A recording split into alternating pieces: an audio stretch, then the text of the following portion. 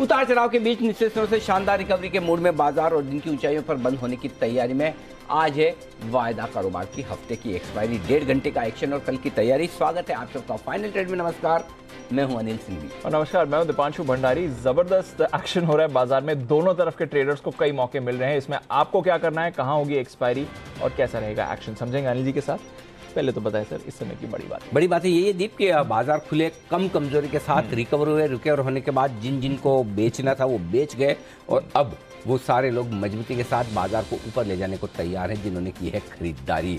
150 अंक सुधरा निचले स्तरों से और 17,700 के करीब है दिन की ऊंचाइयों के पास। बैंक निफ्टी अब भी कमजोर है, हालांकि 500 अंक निचले स्तरों से सुधरा जरूर है, लेकिन अब भी लगभग 300 साढ़े 300 अंकों की कमजोरी बैंक निफ्टी में है। तो बैंक निफ्टी आज पीछे है, निफ्टी आज ड्राइविंग सीट पर है। एफएमसीजी ने आज लीड किया है तेजी और रिकवरी को। ऑटो, मेटल, आईटी, ये सब कुछ मजबूत है आज के सेशन में और वजह साफ है कि रुपए की तेज गिरावट से जो फार्मा, आईटी और जो भी सेक्टर जो विदेशों में एक्सपोर्ट से जुड़े हैं उनको आज थोड़ा फायदा मिलता हुआ दिख रहा है। रुपए का दाम लाइफ टाइम लो पर है। $1 के मुकाबले में अब जो नया लो बनाए वो है 80 रुपए 77 पैसे तक फिसला है रुपया। और dollar index life time high तो नहीं कहूँगा, 20 साल की ऊंचाइयों पर जरूर है, 111.81 पर पहुंच चुका है। डाउ फ्यूचर्स निचले स्तरों से 350 अंक सुधरे हैं। सोचिए 200 अंक नीचे थे, अब 125 अंक ऊपर है। शानदार रिकवरी हमारे बाजारों को देखकर डाउ फ्यूचर्स में आती हुई दिख रही है और यूरोप भी 1/4 से आधा % नीचे है। मैं तो ऐसे ही कहूंगा जी, क्या हमारे बाजारों को देखकर हमारे बाजार वो तो जितना स्ट्रेंथ और कॉन्फिडेंस हमारे बाजार दे रहे हैं वो बाकी बाजार तो मैच भी नहीं कर पा रहे। बट कोई कमी रही कॉन्फिडेंस में सुबह? नहीं ना, बिल्कुल भी नहीं ना, बिल्कुल नहीं। डरने तो नहीं दिया, घबराने तो नहीं दिया, नहीं, माल किसी का बिका तो नहीं, नीचे में ले पाए। अब इन सारे सवालों के जवाब आपके मन में, आप ही को लेना है। तैयारी हमने पूरी करके दी थी और आप सबसे बड़ी बात दीप देखिए, आज कहां से घूमे हैं बाजार। पहली चीज, ज्यादा गैप से नहीं खुले। गैप से नहीं खुले तो हमारा इरादा था कि जब नीचे सही रेंज में आ जाए तब लीजिए। 17,425 17,525 परफेक्ट रेंज है खरीदारी की। 532 का लो है रेंज के बिल्कुल सिरे से, वहां से हुआ है। बैंक निफ्टी में आज सुबह हमारी बात हुई 40,500 40,700 आएगा तब आपको दबाकर खरीदना है। नीचे स्टॉप लॉस 40,200 का दे रहा हूं, दूर का दे रहा हूं, वही लगाना ताकि ट्रिगर ना हो। करेक्ट, वही लगाना। और आज का लो 40,360 का बनाकर आप देखिए वापस 41,000 के पार भी निकला है। तो जहां डरना है, जहां डर लगे वहां लेना है और जहां फिर से कॉन्फिडेंस आए कि बाजार ठीक हो गया, सब बढ़िया, अब कोई दिक्कत नहीं है, अब नया लाइफ आई बनने की तैयारी में, वहां थैंक यू कर दीजिए जो आपने पेन। तभी पैसा बनेगा, तभी पैसा बनेगा। और आप देखिए अगर सही लेवल से एंट्री करेंगे कहीं कोई दिक्कत नहीं। बेचने के लिए भी ऊपर की जो रेंज थी दीप, आज 17,725 17,825 की थी। आज का हाई देख लीजिए 17,708 का है। यस। बैंक निफ्टी 41,150 का हाई बना है, 41,150 41,200 हायर रेंज एग्जैक्टली वहीं पर पहुंचा। तो मार्केट ये परफेक्ट है ट्रेडिंग के लिए, एकदम सही लेवल पर सपोर्ट, सही लेवल पर आपको रुकावट भी दिखा रहा है। आज सुबह शो में आने के पहले मेरी और दीप की डिस्कशन हो रही थी। दीप ने कहा कि क्या आज के सेशन में चूंकि डाउ इतना गिरा है, सब है, तो ट्रेडर्स और इन्वेस्टर्स के लिए अलग अलग स्ट्रेटेजी होनी चाहिए। Correct sir. दीप, ये बात हुई थी हमारी, बात बिल्कुल। तो हमने डिस्कस करके मैंने ये बोला दीप को कि नहीं दीप, क्या फर्क पड़ता है, लेवल तो सेम ही रहने वाले है ना, और ज़्यादा कोई फर्क है नहीं। मार्केट में ऐसा होगा भी नहीं कि जिसके लिए ट्रेडर्स और इन्वेस्टर्स को अलग अलग स्ट्रेटेजी बनानी पड़े। और आप देखिए मार्केट एग्जैक्टली उसी तरह से बिहेव कर रहा है। बिल्कुल सर, बहुत परफेक्ट मार्केट है। आज और कल 2 ही दिन आपको संभालना है। आज भी इसीलिए कि एक्सपायरी है, कल एक फ्राइडे और आज का सेशन अमेरिका का देख लेंगे। बट इन एनी केस खराब हो तो लेना ही है। बाय ऑन डिप्स की स्ट्रेटेजी के साथ बने रहें और कॉन्फिडेंट ऊपर के लेवल पर ना है, प्रॉफिट बुक करके इंतजार करते रहें। लेकिन ओवरऑल अगर एक तरफा मूड बनाना है तो बाय ऑन डिप्स खरीदना है, खरीदना है, खरीदना है। और आज तो दिखा भी, डिप आया और डिप पर देखिए जबरदस्त खरीदारी हुई है। जिन लेवल पर हम ओपनिंग शो बंद करके गए थे, क्लोजिंग शो उन्हीं लेवल्स पर शुरू हो रहा है। तो चलिए थोड़ी देर में डेटा भी समझेंगे, एक्सपायरी पर भी है हमारी नजर, गेस्ट भी जुड़ रहे हैं। आइए उससे पहले खबरें, ट्रिगर्स दोनों जान लेते हैं। कुशल अरमान है तैयार। कुशल, गुड आफ्टरनून। पहले तो बताएं कौन से ट्रिगर्स? गुड आफ्टरनून दीप। ट्रिगर्स के लिहाज से बॉम्बे डाइंग आज फोकस में रहेगा। राइट्स इशू के जरिए पूंजी जुटाने पर कंपनी की बोर्ड बैठक होने वाली है। साथ ही ग्लोबल इवेंट के लिहाज से बैंक ऑफ इंग्लैंड का ब्याज दरों पर फैसला आने वाला है। कल के दिन में नेशनल सिनेमा डे है। यहाँ पर ticket prices 75 rupees across India available आपको होती हुई दिखेंगी। साथ साथ हरक्यूलिस हॉइस्ट, इस पर नजर रखिए क्योंकि इस पर बोर्ड मीटिंग होने वाली है। डिमर्जर को अप्रूवल को लेकर, मैन्युफैक्चरिंग और इन्वेस्टमेंट एक्टिविटीज के डिमर्जर को लेकर ये बात है। भारत वायर रोप्स, यहाँ पर बोर्ड मीटिंग है। पूंजी जुटा जुटाने पर प्रेफरेंशियल अलॉटमेंट के जरिए यहाँ पर बोर्ड बैठक होगी। इनफैक्ट जिंदाल स्टेनलेस यहाँ पर भी फंड जुटाने पर कंपनी विचार करेगी। एक्स डेट होंगे सैक्सॉफ्ट जिसका स्टॉक स्प्लिट था, साथ ही बोनस शेयर रूबी मिल्स ने जारी किए थे और पतंजलि फूड्स 5 रुपए का डिविडेंड यहाँ पर भी दिया गया था। जापान के बाजारों में छुट्टी रहेगी और फेड चेयरमैन जेरोम पावेल साहब एक पब्लिक इवेंट में बोलते हुए नजर आएंगे। फिर से कल ही तो बोले हैं भाई, मैं भी वापस यही क्यों? सोच रहा था। फेडी का इवेंट 2 दिन में क्या बदलेगा? अरे भाई सब बड़ी मुश्किल से 500 पॉइंट को संभाला, 200-250 पॉइंट डाउन फ्यूचर नीचे से संभाला, फिर बुलवाओगे? कुशल कोई और ट्रिगर नहीं है आपके पास? सर कुछ और ही बोल रहे हैं, बेटर है। अच्छा बुलवाना। ओके जी। सो एक ये ट्रिगर है, 24 सितंबर को मॉक ट्रेडिंग होगी एनएससी पर और 26 सितंबर हर्षा इंजीनियर्स इसका जो आईपीओ है ये लिस्ट होता हुआ नजर आएगा। 75 टाइम्स ये सब्सक्राइब होता हुआ दिखा था और M&M स्कॉर्पियो इनकी डिलीवरी भी शुरू होगी। तो ये सारे इवेंट्स और ट्रिगर्स हैं। तो इवेंट्स और ट्रिगर्स तो ढेरों भरे हुए हैं, बाजार के लिए रखनी है आपको इन सब पर नजर। आइए जानते हैं इंपॉर्टेंट खबरें भी अरमान के साथ। गुड आफ्टरनून अरमान, बताइए। जी, सबसे इंपॉर्टेंट खबर जैसे फोर्टिस हेल्थ केयर पर खबर आती हुई दिखी है, जिसमें सुप्रीम कोर्ट ने फॉरेंसिक ऑडिट का आदेश दिया है और डाइची की याचिका पर जो है सुप्रीम कोर्ट ने फैसला लेते हुए दिखे हैं। जो IHH के ओपन ऑफर पर रोक हटाने से इनकार किया है, उसी के साथ साथ सुप्रीम कोर्ट ने जो सिंह बंधु हैं उन्हें 6 महीने के लिए जेल की सजा भी सुनाई है।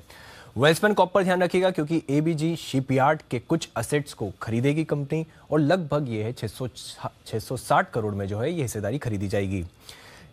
GNFC के लिए भी अच्छी खबर आती हुई दिखी है। अगर आप चीन, जापान, कोरिया से TDI इंपोर्ट पर जो एंटी डंपिंग ड्यूटी है, बड़ी दरों पर अगले 5 सालों के लिए जो ये ड्यूटी है ये लगाई गई है और ये जो GNFC है उनकी अर्जी पर जो ये समीक्षा की गई थी। जाइकॉप और RIIL पर भी ध्यान रखिएगा क्योंकि जो देवेंद्र फडणवीस जी हैं उनका बयान आता हुआ दिखा है कि नवी मुंबई एयरपोर्ट जुलाई 2024 तक अगर आप देखेंगे तो वहां से शुरू हो जाएगा। स्पाइस जेट, वहाँ पे पायलटों की सैलरी में लगभग 20% की बढ़ोतरी का ऐलान किया गया है और पिछले महीने भी सैलरी में अगर आप देखेंगे तो लगभग 6% की बढ़ोतरी की गई थी। ऑरबिंदो फार्मा पर भी ध्यान रखिएगा कि US FDA ने नॉर्थ कैरोलिन प्लांट का जो है वहाँ पर क्लीन चिट देते हुए दिखे हैं और VAI स्टेट के साथ EIR मिला है, VAI voluntary action indicated. GM फॉडलर पर भी ध्यान रखिएगा क्योंकि जो GMM इंटरनेशनल SARL में हिस्सा खरीद को उनको मंजूरी मिलती हुई दिखी है और UK रेगुलेटर में लगभग आप देखेंगे 46% जो है वो हिस्सा खरीद की मंजूरी मिली है। और अंत में कुछ ब्लॉक डील्स है मेरे पास जिसमें ITC लगभग 20 लाख शेयर, विजय डायग्नोस्टिक लगभग 15 लाख और पावर ग्रिड में लगभग 20 लाख शेयरों के कई सौदे किए गए हैं। ओके, तो ये हैं ढेर सारी खबरें और इन खबरों के दम पर दिखेगा आज भरपूर एक्शन भी। आइए इसी एक्शन को बढ़ाते हैं आगे। एक्सपर्ट्स का दमदार पैनल हमारे साथ है और साथ तब है जब अच्छा वक्त है। 17,714 ये है लेवल इस वक्त निफ्टी का, जो दिन का हाईएस्ट पॉइंट है निफ्टी पर इस वक्त। और बैंक निफ्टी भले ही हाईएस्ट पॉइंट पर नहीं लेकिन 40,900 पर अभी भी है। तो बैंक निफ्टी आज थोड़ा पीछे है लेकिन कोई बात नहीं, बाकी सेक्टर आज योगदान अपना दे रहे हैं। जिस दिन जरूरत पड़ेगी ITC की तरह बैंक निफ्टी भी काम आ जाएगा, आप चिंता न करें। आज दूसरे लोग हैं तो करने दो ना, उनको कर रहे हैं बाकी लोग, तो ठीक है, इसलिए तैयार है हमारे एक्सपर्ट। आइए बिगुल के साथ किया जाए स्वागत। वागले साहब, सबसे पहले हमेशा की तरह क्लोजिंग शो का पहला बिगुल।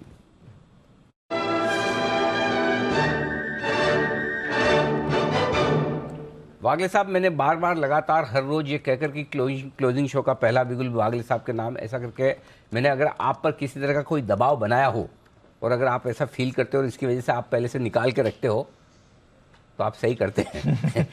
बताएं सर, कौन सी आपकी पिक?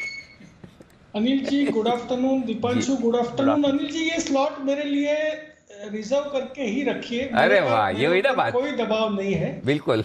और ये स्टॉक में मेरे को बहुत ज्यादा कॉन्फिडेंस है और डिस्क्लोजर हमने हमारे क्लाइंट को एक 10-12 रुपए नीचे दिया है क्योंकि मार्केट के पहले ये मोमेंट आया, लेकिन अभी भी जस्ट चालू हुआ है। स्टॉक का नाम है टाइटन।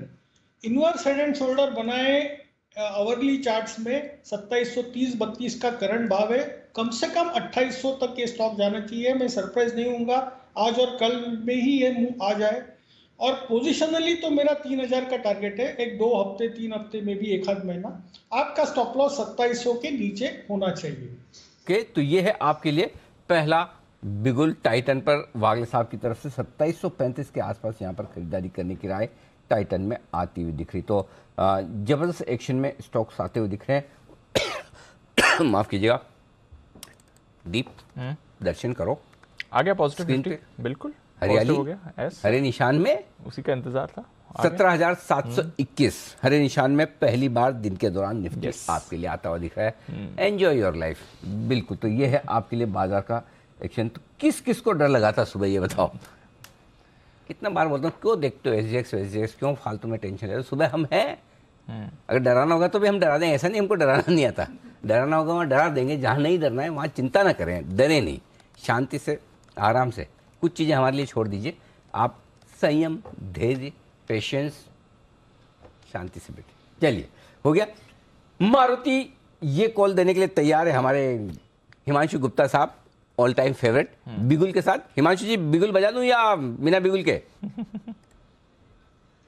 अनिल जी बिना बिगुल के भी चलेगा। अरे वाह, गुड आफ्टरनून। बताएं सर। तो अनिल जी, स्टॉक का नाम आपने जिक्र कर ही दिया, और Anil ji classical breakout, classical bull run के जो पैरामीटर्स हैं वो ये स्टॉक शो कर रहा है। तो पहले मैं ट्रेड बता देता हूँ। मारुति में 9,400 का स्ट्राइक का कॉल ऑप्शन अनिल जी खरीदना है, जो कि 175 रुपए पर करंटली ट्रेड करता है। इसको 160, 165 तक भी मिलता है तो ऐड करके चलेंगे। पहला टारगेट रहेगा 240 रुपए का, दूसरा टारगेट रहेगा 290 से 300 रुपए का। मारुति में खरीदारी करके चलने की सलाह है अनिल जी। लॉजिक बहुत सिंपल है अनिल जी। 2 दिन पहले मारुति ने नया ऑल टाइम हाई बनाया, उसके बाद क्लासिकल जिस तरह कभी भी कोई नया बुल रन स्टॉक शुरू करता है, 2 दिनों की एक साइडवेज कंसोलिडेशन यहां पर देखने को मिली, और आज के सेशन में एक कंटिन्यूएशन पैटर्न यानी कि inverted head and shoulder pattern का ब्रेकआउट आता हुआ नजर आया है। मुझे लगता है कि जिस तरह से 9500 की स्ट्राइक में अनवाइंडिंग शुरू हो चुकी है, ये स्टॉक आज के ही सेशन में 9500 के ऊपर निकलने की कोशिश कर सकता है और इवेंचुअली 9650 और 9700 तक के टारगेट की तरफ जाता हुआ नजर आएगा। तो 9400 की स्ट्राइक की कॉल ऑप्शन में खरीदारी करें 240 और 290 के 2 टारगेट्स के लिए। स्टॉप लॉस क्या लगाना होगा हिमांशु जी? दीप, इसमें स्टॉप लॉस लगाकर चलेंगे हम 135 रुपए के नीचे का। ओके, तो 135 का स्टॉप लॉस लगाइए। कॉल खरीदे 9400 इन द मनी मारुति की इस समय हिमांशु जी की तरफ से आपको आती हुई at the money call. In fact इस समय यहाँ पर आप कर सकते हैं खरीदारी, और डबल होने की क्षमता ये आपको रखती है इन लेवल से। चलिए इस पर है नजर। आइए चार्ट कॉर्नर के लिए चलते हैं राकेश जी, कुणाल जी के पास।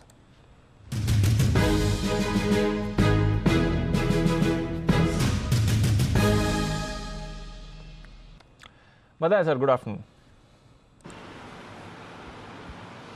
गुड आफ्टरनून दीपांशु, बिगुल चार्ट कॉर्नर का है, but call very very special है। जब हमने मारुति में एक बार कॉल दिया था, बोला था 500, 700, 800 रुपए का अपमूव देखने को मिलेगा बाय एक्सपायरी। तो दीपांशु, मेरिको में भी बड़े चार्ट पर एक बड़ा ब्रेकआउट है। 585, 590 से छोटा टारगेट देना इस मेरिको के चार्ट पैटर्न के साथ नाइंसाफी होगी। तो 585, 590 के टारगेट्स के लिए एक ओवरवेट खरीदारी की राय है मेरिको में। ओवर टू कुणाल जी। देखिए दीपांशु, आज सवेरे हम लोग एफएमसीजी स्टॉक्स की बात कर रहे थे, ब्रिटानिया का जिक्र मैंने किया था और तमाम स्टॉक्स की बात हुई, लेकिन मेरिको छूट गया। और मेरिको का चार्ट इन सभी चार्ट्स में सबसे दमदार दिखता है, बड़ा ब्रेकआउट चार्ट पर आया है। और नवंबर 2021 के बाद, यानी कि लगभग 8-9 महीनों के बाद इस तरह का ब्रेकआउट स्टॉक में आता हुआ दिख रहा है। तो बाय करके चलने की राय है मेरिको में। 540 की मेजर रेजिस्टेंस पार हुई है, स्टॉक 585, 590 की ओर कूच कर रहा है, तो वही हमारे टारगेट है। स्टॉप लॉस रखें 540 से थोड़ा नीचे 539 पर। पहला टारगेट होगा 565 रुपए का, इवेंचुअल टारगेट 580 का। 580 रुपए के लक्ष्य के लिए मेरिको में हमारी खरीदारी कराई। ये स्टॉक है जो पोटेंशियल रखता है, ये भी इसने जिंदगी में कुछ नहीं किया। अब कुणाल जी, राकेश जी की नजर पड़ी है सुमित जी के बाद। सुमित जी की तो सुबह ही पड़ गई थी। मैंने एक चीज नोटिस की, सुमित जी को भी मैंने देखा कि सुमित जी को जब कुछ दूसरा कुछ समझ में नहीं आता तो वो डाबर और मेरी को रिकमेंड करते हैं। सुमित जी, ऐसा सही है? नहीं अनिल जी, ऐसा बिल्कुल भी नहीं अनिल जी। आप जो हिसाब से ऐसे उससे लग रहा है सही है ऐसा। नहीं अनिल जी, मेरे को आपकी बातें सुन के हंसी आई। जी बंसल जी। देखिए अनिल जी, ये सरासर नाइंसाफी। अनिल जी, आप सब पे बाउंसर मारते हैं। हाँ। सुमित जी पे कभी बाउंसर नहीं मारते हैं, और सुमित जी की ऑब्जर्व करने वाली चीज आपने ऑब्जर्व नहीं करी।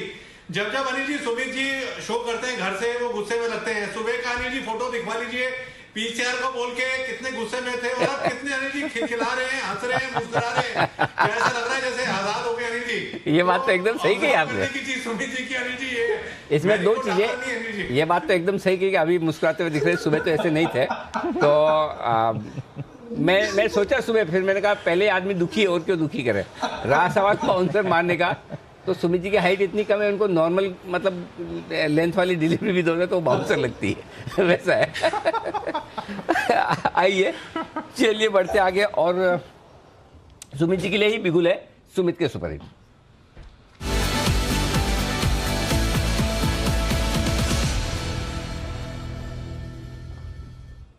सुमित जी बताएं। अनिल जी, राकेश जी, सबसे पहले तो 3:30 बजे शो खत्म होने के बाद मुझे वापस घर पे जाना है, और अभी घर पे टीवी चल रहा है और शो चालू है, तो मैं घर पे क्लियर कर रहा हूँ कि मेरे को कोई टेंशन नहीं था, मैं एकदम अच्छे से था। और आप भी प्लीज नोट करें, अगली बार ऐसा लाइव नहीं बोले। वेरी गुड, बताएं सर। तो अब जिसके लिए बिल्कुल वजह है वो है ऑटो सेक्टर। ऑटो सेक्टर के अंदर जो स्टॉक मेरे रडार पे आया है उसका भाव चल रहा है 432 रुपया। स्टॉक का नाम है टाटा मोटर। टाटा मोटर के अंदर लोअर लेवल से रिबाउंड के साइन मिल रहे हैं। कल का हाई जैसे ही टाटा मोटर ब्रेक करेगा तो आने वाले 2-4 दिनों के अंदर टाटा मोटर के अंदर एक बढ़िया मूव ऊपर की तरफ देखने को मिलेगा। छोटा सा स्टॉप लॉस लगा है नीचे में 425 रुपए का। ऊपर में जो पहला टारगेट बनेगा 445 रुपए का पहला टारगेट बनेगा, 450 रुपए का दूसरा टारगेट बनेगा। ये दो टारगेट्स को ध्यान में रखते हुए टाटा मोटर को यहाँ पे सीएमपी पे खरीदारी करें 425 के स्टॉप लॉस से 445 से 450 के टारगेट्स के लिए। ऑप्शन के जरिए भी यहाँ पे ट्रेड बनता है। टाटा मोटर का 440 वाला कॉल अभी 6 रुपए पे ट्रेड कर रहा है। 3.5 रुपए का इसके अंदर नीचे में स्टॉप लॉस लगाएं। ऊपर में जो टारगेट बनेगा 9 रुपए से लेके 10 रुपए तक का टारगेट 1 से 2 दिन के अंदर देखने को मिल सकता है। तो टाटा मोटर का 440 का कॉल ले सकते हैं 3.5 के स्टॉप लॉस से 9 से 10 के टारगेट के लिए, या फिर स्पॉट लेवल्स में खरीदारी करें 445 450 के टारगेट्स के लिए। तो ये है आपके लिए टाटा मोटर्स में खरीदारी करने के राय। आइए एक स्पेशल पिक के लिए फोन लाइन पर जुड़ रहे हैं हमारे साथ सिद्धार्थ सेदानी साहब, सुपर सिद्ध।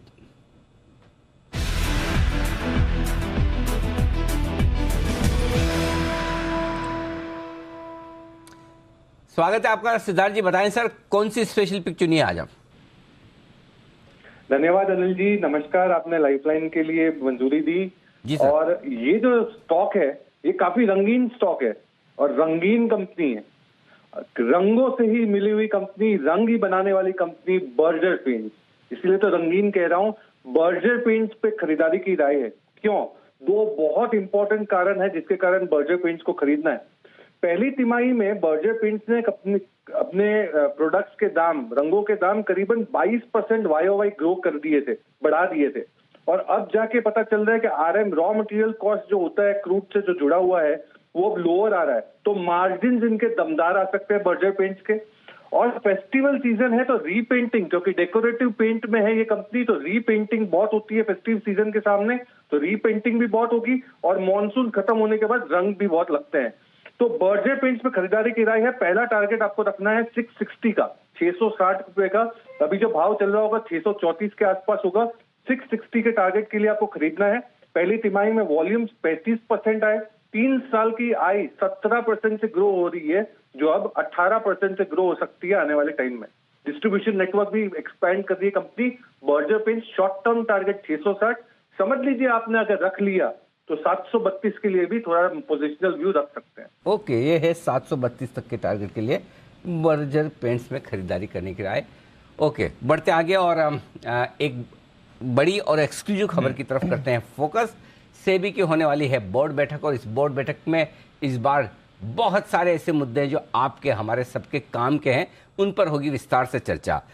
और ये बैठक होने वाली है 30 सितंबर को। इस बैठक का एजेंडा क्या है? हमारे संवाददाता तरुण शर्मा हमारे साथ जुड़ रहे हैं, जो सेबी के मामलों पर बड़ी गहरी पकड़ और नजर रखते हैं।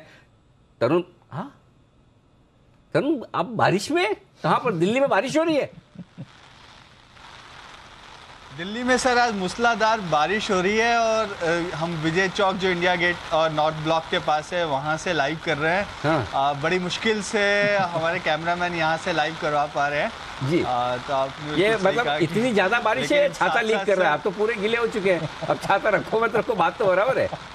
नहीं सर, नहीं सर, ये जो मैं गीला हुआ हूँ, ये सर जब मैं कार से उतर के कैमरा तक आया हूँ, इसी बीच में गीला हो गया सर, इतनी तेज बरसात। अच्छा लगा, मुंबई जैसी बारिश दिल्ली में भी हो रही है।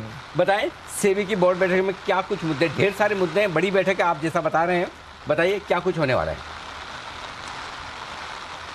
बिल्कुल, महादबी पुरी बुच जब से सेबी चेयरपर्सन बनी है उसके बाद उनकी ये दूसरी बैठक है, दूसरी बोर्ड बैठक कहेंगे। इस बैठक के अंदर बड़े मुद्दे हैं। बड़े मुद्दों में चाहे वो प्राइमरी मार्केट के लिए हो, सेकेंडरी मार्केट के लिए हो, म्यूचुअल फंड के लिए हो, स्टार्टअप्स के लिए हो या पब्लिक सेक्टर अंडरटेकिंग के लिए हो। मैं शुरुआत करना चाहूँगा जो मार्केट रेगुलेशन डिपार्टमेंट की तरफ से जो एजेंडा की उम्मीद है कि वो बोर्ड बैठक में आएगा, वो है कॉल ऑप्शन में जो कॉल ऑक्शन जो होता है उसमें चेंजेस यहाँ पे देखने को मिल सकते हैं। इसमें एक तो उनकी समय सीमा को बढ़ाने का पर चर्चा होगी और साथ ही जो कंपनीज़ के एम्प्लॉयज़ होते हैं वो OFS में जो पार्ट नहीं ले पाते हैं उनकी समय सीमा को कम करने पर भी विचार हो सकता है। इसके साथ साथ स्टार्टअप्स के लिए काफ़ी कुछ इस बोर्ड बैठक में देखने को मिलेगा। जिस तरीके से सेबी चेयरपर्सन बार बार ये कहते नहीं है कि डिस्क्लोजर बढ़ाने होंगे स्टार्टअप्स को, तो ICDR रेगुलेशन में यहाँ पे चेंजेस होते हुए दिखाई देंगे कि जो मर्चेंट बैंकर्स जब IPO की प्लानिंग करते हैं और उससे पहले जब प्राइवेट इक्विटी प्लेयर और वेंचर कैपिटलिस्ट को जब उसी कंपनी का स्टेक बेचा जाता है तो जो बिजनेस प्लान सबमिट किया जाता है उसकी जानकारी मर्चेंट बैंकर्स को और कंपनीज को अपनी DRHP में देनी पड़ेगी और ये बताना पड़ेगा कि इस बिजनेस प्लान को देखते हुए प्राइवेट इक्विटी प्लेयर और वेंचर कैपिटलिस्ट ने पैसा लगाया था। और साथ साथ ये भी बताना होगा कि उन्होंने किस प्राइस पे ये पैसा लगाया था, जिससे ये क्लियर हो पाए कि जब PE को बेचा गया था या वेंचर कैपिटलिस्ट को बेचा गया था तो क्या प्राइस थी और आज किस प्राइस पे ये शेयर को लिस्ट कराने का या बाजार में लाने का प्लान कर रहे हैं। इसके साथ साथ जो दूसरा मुद्दा है वो सरकार वित्त मंत्रालय और सेबी के बीच का मुद्दा था। वो दीपम की एक सिफारिश थी कि जो PSU कंपनीज हैं उनको टेक ओवर रेगुलेशन से बाहर किया जाए, जो कि एक रेगुलेशन होता है कि 60 डे का वेटेड एवरेज आपको लेना पड़ता है यदि आप कोई डायरेक्ट या इनडायरेक्ट टेक ओवर कर रहे हैं। तो इस पे ये था कि जो प्राइवेट कंपनीज होती हैं वो तो अपना टेक ओवर का जो अनाउंसमेंट है वो एक बाइंडिंग बिड साइन करने के बाद करती हैं, लेकिन जो PSUs का जो टेक ओवर की जो न्यूज़ होती है वो कैबिनेट अप्रूवल के बाद ही आ जाती है। तो उसमें देखने को मिलता है कि प्राइस मूवमेंट बहुत ज़्यादा हो जाता है और डायरेक्ट और इनडायरेक्ट टेक ओवर जो होता है वो एक्सपेंसिव हो जाता है। तो इसको देखते हुए अब सेबी इस पे डिस्कशन पेपर भी लाया था और डिस्कशन पेपर में जो पब्लिक कमेंट्स आए हैं उसमें ये साफ तौर से आया कि 60 डे की जो रेगुलेशन है उसको PSU कंपनीज के लिए हटा दिया जाए। और ये दूसरा मुद्दा रहेगा। तीसरा मुद्दा है म्यूचुअल फंड की इनसाइडर ट्रेडिंग के ऊपर। एक्सिस म्यूचुअल फंड के बाद से ही सेबी ने काम करना स्टार्ट कर दिया था म्यूचुअल फंड की इनसाइडर ट्रेडिंग के लिए, वो भी इस बोर्ड मीटिंग में चर्चा के लिए आ सकता है। साथ ही सर अभी आपने इंडिगो के अंदर हमने देखा था कि स्पेशल रेजुलेशन के अंदर जो MD CEO की जो अपॉइंटमेंट है वो नहीं हो पा रही थी, तो क्योंकि जो माइनॉरिटी शेयर होल्डर्स थे उन्होंने अपोज किया था। तो उस पर एक डिस्कशन पेपर आने की उम्मीद है कि यदि कोई स्पेशल रेजुलेशन आता है तो माइनॉरिटी में जो मेजॉरिटी है यदि वो अप्रूव कर देते हैं तो उस स्पेशल रेजोल्यूशन को अप्रूवल माना जाए।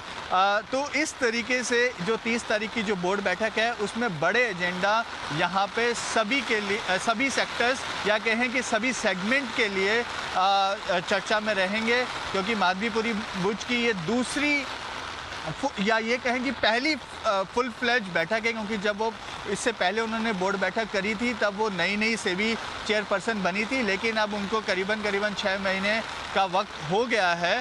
तो अब ये 6 महीने बाद की जो बोर्ड बैठक है काफ़ी अहम है और इसमें बड़े फैसले होने की उम्मीद है। बोर्ड बैठक की तरफ हम आगे बढ़ रहे हैं। 30 सितंबर को होगी ये बोर्ड बैठक और पूरा का पूरा बड़ा और लंबा एजेंडा आपके सामने रखा है भीगते हुए तरुण शर्मा ने, बारिश का पूरा आनंद लेते हुए और साथ ही बताते हुए आपको पूरी की पूरी ये बड़ी खबर। तरुण, बस 30 सितंबर में भी अभी वक्त है, पूरा एक हफ्ता है और एक्शन सेबी का भरपूर हो रहा है, तो आपसे लगातार वापस से मुलाकात होती रहेगी। ये बड़े एक्शन होने की तैयारी में रेगुलेशंस के लिहाज से। आइए बढ़ते आगे और 17,700 के ऊपर निकलता हुआ निफ्टी इस वक्त टिकता हुआ नजर आ रहा है। बैंक निफ्टी थोड़ा सा आज 7 कम दे रहा है, नहीं तो बाजार और ज़्यादा आगे मजबूती के साथ बढ़ जाए। आईटी कंपनियों को लेकर कुछ चिंताएं जरूर है। आज इंडेक्स मजबूत है, लेकिन चिंताएं क्या है बता रहे हैं कुशल गुप्ता। कुशल बताइए आईटी सेक्टर पे क्या है डिटेल्स। सर पहले तो अट्रिशन की चिंता थी, नौकरियां अब उससे बाहर निकले तो अब मून लाइटिंग की चिंता हो गई। मून लाइटिंग, हाँ, जिसपे सुबह आपने बात कर रहे थे, तो अब एक्चुअली ये एक बड़ा कॉज ऑफ कंसर्न बन गया है सभी आईटी कंपनियों के लिए। दरअसल ये जो इनफैक्ट टॉप 5 आईटी कंपनियों को हम देखें तो अभी भी 80% जो इनके एम्प्लॉयज़ है वो घर से ही काम कर रहे हैं। अच्छा, तो इशू ये हो गया है कि ये और भी कंपनियों के लिए काम कर रहे हैं। केवल जिस कंपनी के साथ एम्प्लॉयड हैं उसके साथ नहीं, उसके साथ साथ और भी 2 या 3 जो भी जितने भी सेट ऑफ कंपनीज के लिए उनको काम करने को मिलता है वो लोग उसमें भी कंटिन्यू कर रहे हैं। फिर ऐसा हो सकता है कि जिसके साथ एम्प्लॉयड हैं तो उसके वर्क आवर्स इम्पैक्ट हो रहे हैं, या फिर उनके वर्क आवर्स कंप्लीट होने के बाद रात का जो समय मिलता है उसमें भी लोग काम कर रहे हैं। तो कितने मेहनती लोग हैं, यू मस्ट अप्रिशिएट। तो या तो इसका मतलब आईटी कंपनियां काम बराबर नहीं देती, पूरा नहीं देती। हमारा तो खुद का काम ही पूरा कंप्लीट नहीं होता। रोज शाम को जाते तो लगता है कि जितना किया उससे ज्यादा तो छोड़ के जा रहे हैं। एग्जैक्टली, है ना। यहाँ पे 2-2 काम हो रहे हैं। हाँ, यहाँ 3-3 जगह 2-2 जगह काम कर रहे हैं। हाँ, तो मतलब इसका मतलब तो आईटी का टॉप मैनेजमेंट काम बराबर दे नहीं रहा इनको। अब ऐसा हमें लग सकता है, और उनको उनका जो व्यू पॉइंट है वो इंटीग्रिटी इशू है, और उनको लग रहा है कि ये साफ साफ चीटिंग का फॉर्मेट है जो इन लोग के हिसाब से हो रहा है। इनफैक्ट यहाँ पर जो विप्रो के चेयरमैन है रिशाद प्रेमजी उनकी तरफ से ये आया है कि मून लाइटिंग एक एक्ट ऑफ इंटीग्रिटी वायलेशन है, और इसी चीज़ को as a cause of concern ये देखते हुए इन्होंने 300 एम्प्लॉयज़ को जो मून लाइटिंग कर रहे थे उनको फायर कर दिया है अपनी कंपनी से। इनफैक्ट यहाँ पर और भी अन्य जो दिग्गज आईटी कंपनियां हैं उनके भी कंसर्न्स आए हैं। एक तो इन्फोसिस है, वो ये बोल रहे हैं कि आपको कोई टू टाइमिंग नहीं करनी है, यानी इसेंशियली ये कह रहे हैं कि मून लाइटिंग आपको नहीं करनी है। इनफैक्ट ये चीज़ के साथ स्ट्रिक्ट वार्निंग के साथ इन्होंने अपने एम्प्लॉयज़ को ये चीज़ की चेतावनी दी है। इनफैक्ट टीसीएस के सीईओ चीफ ऑपरेटिंग ऑफिसर उनकी तरफ से भी ये बयान आते हुए दिखे थे कि ये मून लाइटिंग एक एथिकल इशू है, तो शॉर्ट टर्म गेन्स के लिए आप ये ना करें, ऐसा टीसीएस ने भी कहा था। But on the contrary Tech Mahindra की जो मैनेजमेंट है उनकी तरफ से ये बदलाव का वो स्वागत कर रहे हैं, और वो ये मान रहे हैं कि इसके लिए वो एक पॉलिसी भी बनाएंगे। तो जिसको मून लाइटिंग करनी है वो कर सकता है, बट ये चीज़ डिस्क्लोज करे, और इसके साथ साथ जो भी उनकी प्रोडक्टिविटी है और जो एफिशिएंसी है वो इम्पैक्ट नहीं होनी चाहिए, और साथ साथ वो कंपनी के साथ कोई फ्रॉड ना करें। तो ऐसा कॉन्ट्रा व्यू। अच्छा, ये टेक महिंद्रा बोल रहे हैं। टेक महिंद्रा, वाह भाई गजब है। जैन साहब, विशेष टिप्पणी आपकी मून लाइटिंग पर। आप सुबह थे नहीं, हमने बाकी मून लाइटिंग सारी डिस्कस कर ली। नहीं, इसके ऊपर मैंने चैनल चेक भी किया था, और कुछ आईटी रिलेटेड और स्टार्टअप्स रिलेटेड कुछ लोग टच में रहते हैं, और लास्ट वीक ही कोई हमारा स्टार्टअप का इवेंट और काफी आईटी कंपनीज आ रही थी, तो ये बहुत हो रहा है। और ये जो जॉब हो रहा है मूनलाइटिंग में, तो देखिए 2-3 जॉब तो है ही है, साथ में एक और चीज ऐड कर देना चाहिए, वो है स्टॉक मार्केट का टर्मिनल या मोबाइल ऐप पे खुला रहता है। ये इतना जबरदस्त, मैंने इतने कॉल्स जनरली जो इन दिनों में जो वर्क फ्रॉम होम के टाइम पे रिसीव जैन साहब, उसमें वो तो अच्छी बात है, ये तो अच्छी आदत है, इसमें गलत क्या है? मन लगा रहता है एकदम। मैं डिस्करेज करता था, बोला प्लीज आप जॉब पे फोकस कीजिए, आप अपनी वहां पे इनकम पे फोकस कीजिए, तब जाके यहाँ पे इन्वेस्ट करने लायक बनेंगे। अब नहीं तो दोनों जगह से जाएंगे, वहां पे भी ग्रोथ नहीं मिलेगी, और यहाँ शेयर के में कितना कमा लोगे आप? अगर 20-25 लाख रुपया लगा भी रखे हो तो 2-4 लाख रुपया, 5 लाख रुपया कमा लोगे।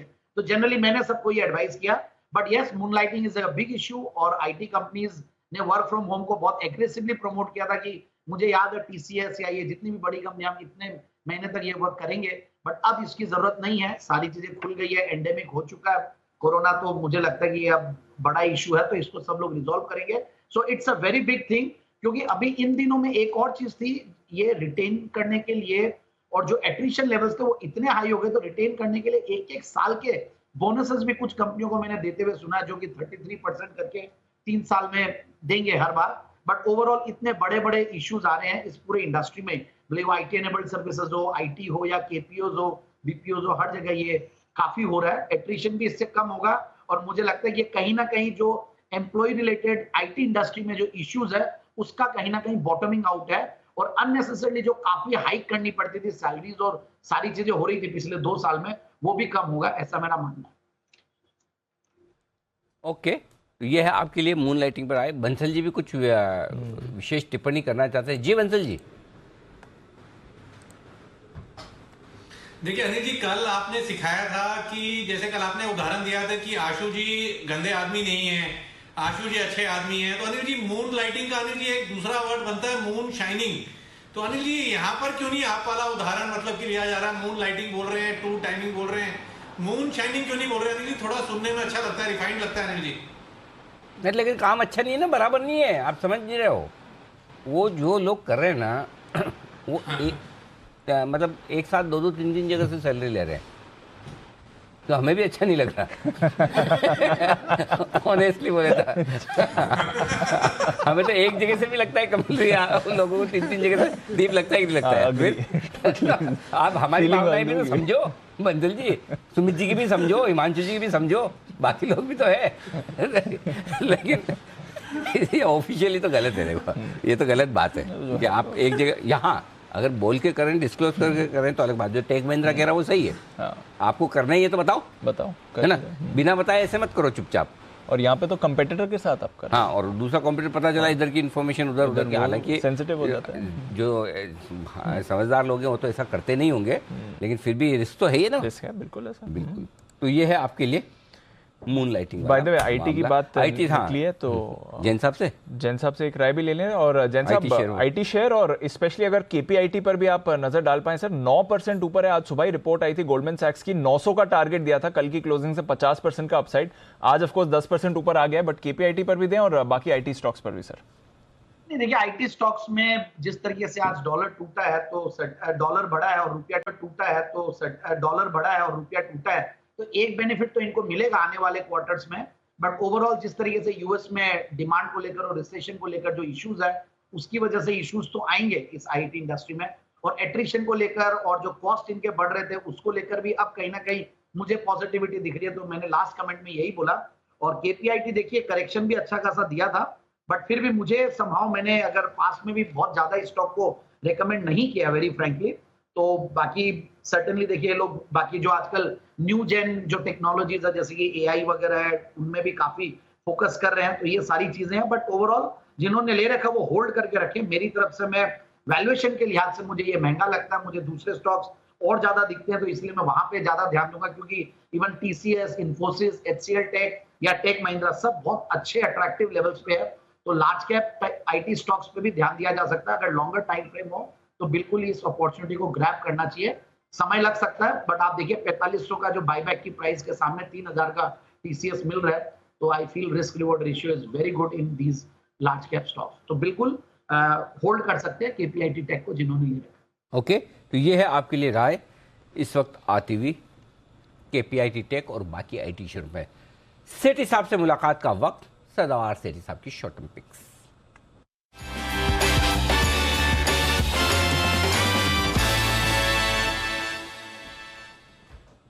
स्वागत है आपका सेठी साहब। बताएं सर, आज की शॉर्ट टर्म पिक आपकी दोनों कैश मार्केट के स्टॉक्स। या good afternoon Anil ji, good afternoon Deepanshu. दोनों कैश मार्केट के स्टॉक्स है जिनमें खरीदारी करनी है। बताएं सर। पहला अनिल जी, जो आज का पहला स्टॉक है, स्टॉक का नाम और लेवल्स पहले बताता हूं। सुतलज टेक्सटाइल्स जो 72 रुपीज 75 पैसे पर अभी ट्रेड कर रहा है। इसका शॉर्ट टर्म टारगेट है मेरा 85 रुपीज का और 69 का स्टॉप लॉस रखना है, छोटा स्टॉप लॉस। अनिल जी, कल सुबह आपने एक पोल किया था कि कोई सेक्टर आपको लग रहा है जिसमें आप तेजी बननी है, जो तेजी शुरू हो रही है वापस से, और वो टेक्सटाइल सेक्टर था। तो उसका एक तड़का बिल्कुल लग रहा है, टेक्सटाइल स्टॉक्स अच्छा करने चाहिए।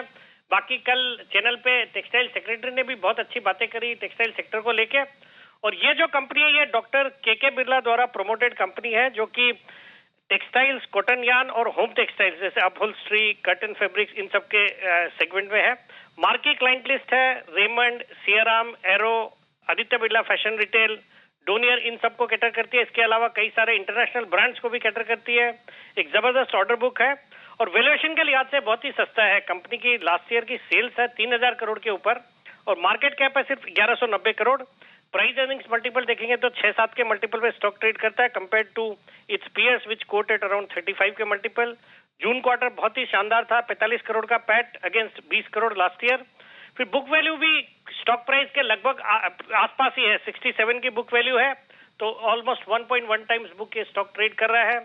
फिर मुझे लगता है ये स्टॉक यहाँ से बहुत अच्छा करना चाहिए। और आपके इसमें शेयर होल्डिंग पैटर्न में बिट्स जो Birla institute of technology and sciences है वो अराउंड 6.89% स्टेक ऑन करती है।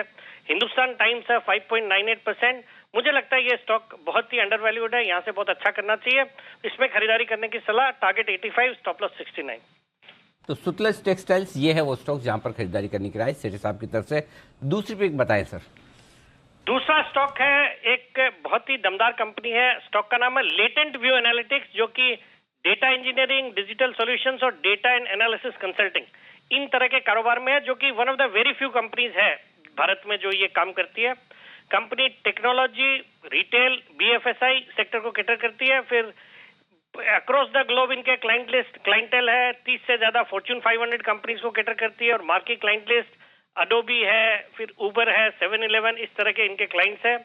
Solid fundamentals, operating profit margin है 48%, पिछले 3 साल का पैट का कैगर जबरदस्त रहा है।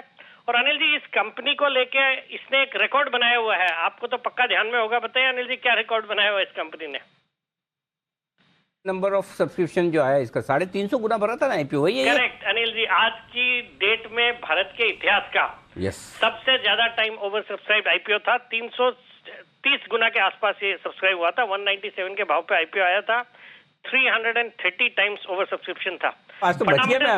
मेरा तो ध्यान इतना था भी नहीं, मैं तो कुछ और डेटा वेटा पढ़ रहा था। क्या आपके बाद मेरा ही एग्जाम होता है ना ये मेरा 2:30 बजे की स्ट्रेटेजी, वो तो अच्छा हो गया। मैं मतलब है ना, फेल होते होते बच गया मैं आज। अनिल जी सुन लिया करो। सुना ना, तभी तो जवाब दिया। फायदा होगा, सुन लिया करो। देखो मल्टीटास्किंग, इधर डेटा चल रहा है, इधर आपका सुन के और तीसरा जवाब भी बताइए सर। जी यही आपकी खूबसूरती है अनिल जी। मैं स्टूडियो पे आता हूँ तो देखता हूँ आप एक तरफ बोलते रहते हो, दूसरे हाथ से लिखते भी रहते हो और तीसरे हाथ से किस पे जोक क्रैक करना है, किसकी कितनी है, वो भी चलता रहता है आपके दिमाग में। तो कहीं छोड़ने का मौका ही नहीं छोड़ते अनिल जी आप। मैं इसको कॉम्प्लीमेंट ही ले रहा हूँ सर। नहीं अनिल जी, कॉम्प्लीमेंट ही है वाकई में। हर कोई आदमी कर नहीं सकता अनिल जी, हर आदमी कर नहीं सकता। जी सर बताएं। बाकी तो हम मस्ती की पाठशाला में देखते हैं अनिल जी, तुरंत आपको आंसर देते हैं, कैसे आप उससे हमारी खिंचाई करते हो। आज तक एक मौका नहीं छोड़ा अनिल जी आपने खिंचाई करने का। अरे वो प्यार है मेरा वो। अनिल जी मेरे लिए तो कुछ नहीं मिलता, तो बालों पे ही आ जाते हो आप। बहुत इजी है मेरी कोशिश बहुत करता हूँ सेठी साहब, कोशिश बहुत करता हूँ कि आपके बालों पर आऊं, लेकिन आऊं कैसे, वो तो आऊं।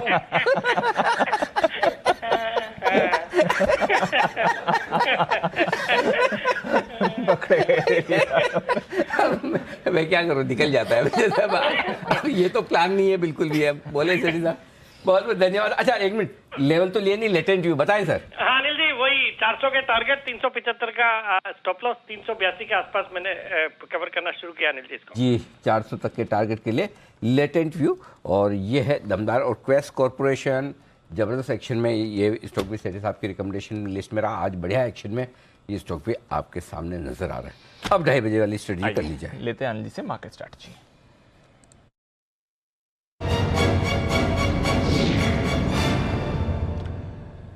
रिकवरी तो है अनिल जी, डाउ फ्यूचर्स 100 अंक ऊपर हैं, नैस्डैक फ्यूचर्स में भी आपको पॉजिटिविटी दिख रही है। यूरोप के बाजार सुस्ती में दिखा रहे हैं क्योंकि कल यूरोप ऑलरेडी पॉजिटिव क्लोज हुआ था अमेरिका की गिरावट से पहले, बट उतना कमजोर यूरोप भी नहीं दिख रहा है सर। हल्की फुल्की सी गिरावट है। इनफैक्ट यूके के बाजार तो ऑलमोस्ट नॉर्मल टेरिटरी में आने की तैयारी में है। आज यूके के बैंक ऑफ इंग्लैंड की भी पॉलिसी आने वाली, तो उस पर भी रहेगी नजर। कच्चा तेल हल्का सा बढ़ा, 89 से 91 डॉलर आ गया, कुछ ज्यादा बड़ी मूव नहीं है। बट एक बड़ा एक्शन हुआ है जिस पर थोड़ी देर में बात भी करेंगे अनिल जी। डॉलर इंडेक्स ऊपर से काफी तेजी से गिरा है, हालांकि रुपए पर अभी भी उसका पूरा इंपैक्ट देखना बाकी है, बट डॉलर इंडेक्स में बड़ी रिकवरी आई है सर। और पूरी की पूरी क्रेडिट आज की रिकवरी की डॉलर इंडेक्स को दे दिए। डीप आज सुबह हम ये बात कर रहे थे, ये सब चीज छोड़ दीजिए, सिर्फ एक जगह नजर रखिए और वो है डॉलर इंडेक्स। अगर ये 114-15 हो गया तो हम टिक नहीं पाएंगे ऊपर, और ये नीचे आ गया जिसकी संभावना पूरी है, तो आप बाजार में तेजी देखेंगे। 1 पॉइंट डॉलर इंडेक्स पूरा ऊपर से नीचे आया, 111.80 कितना हुआ था, 111.81, हाँ ऑलमोस्ट एक पूरा पॉइंट नीचे, हाँ 1 पॉइंट पूरा नीचे, 100 बेसिस पॉइंट नीचे आया डॉलर इंडेक्स। और ये ही सबसे बड़ा रीजन है।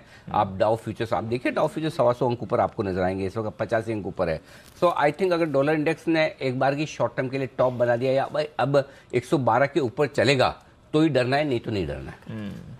अगर जब तक 112 के नीचे डॉलर इंडेक्स है तब तक जितना डरना था डर चुके हैं। अब फ्रेश तभी डरेंगे जब 112 के ऊपर निकलेगा और उसके नीचे आते आप देखिए थोड़ा एक्शन बढ़ता हुआ नजर आ रहा है तेजी की तरफ। बचे हुए समय के लिए क्या करना है, बहुत आसान काम है क्या करना है, लेकिन चूंकि आज थोड़ी वीकली एक्सपायरी इसलिए सावधानी के साथ आपको कहूंगा और वो ये कि ऊपर की तरफ एक ही लेवल पर नजर रखनी है, सिर्फ और सिर्फ 17,725। ओके, ये लेवल आपको 3:05 के पहले पार करके टिक जाना है। टिकना तो 17,700 के ऊपर है जी, और 17,725 के ऊपर अगर आप निकल जाते 3:05 के पहले तो बढ़िया शॉर्ट कवरिंग फ्रेश खरीदारी जो 17,775 800 तक निफ्टी को आज ही ले जा सकती है, ध्यान आज ही ले जा सकती है जी। और उसकी वजह यह है 17,700 के कॉल ऑप्शन पर 1,06,00,000 शेयर हैं जो आज एक्सपायर होने, तो 700-725 ऊपर हल्की फुल्की बाधा है जी।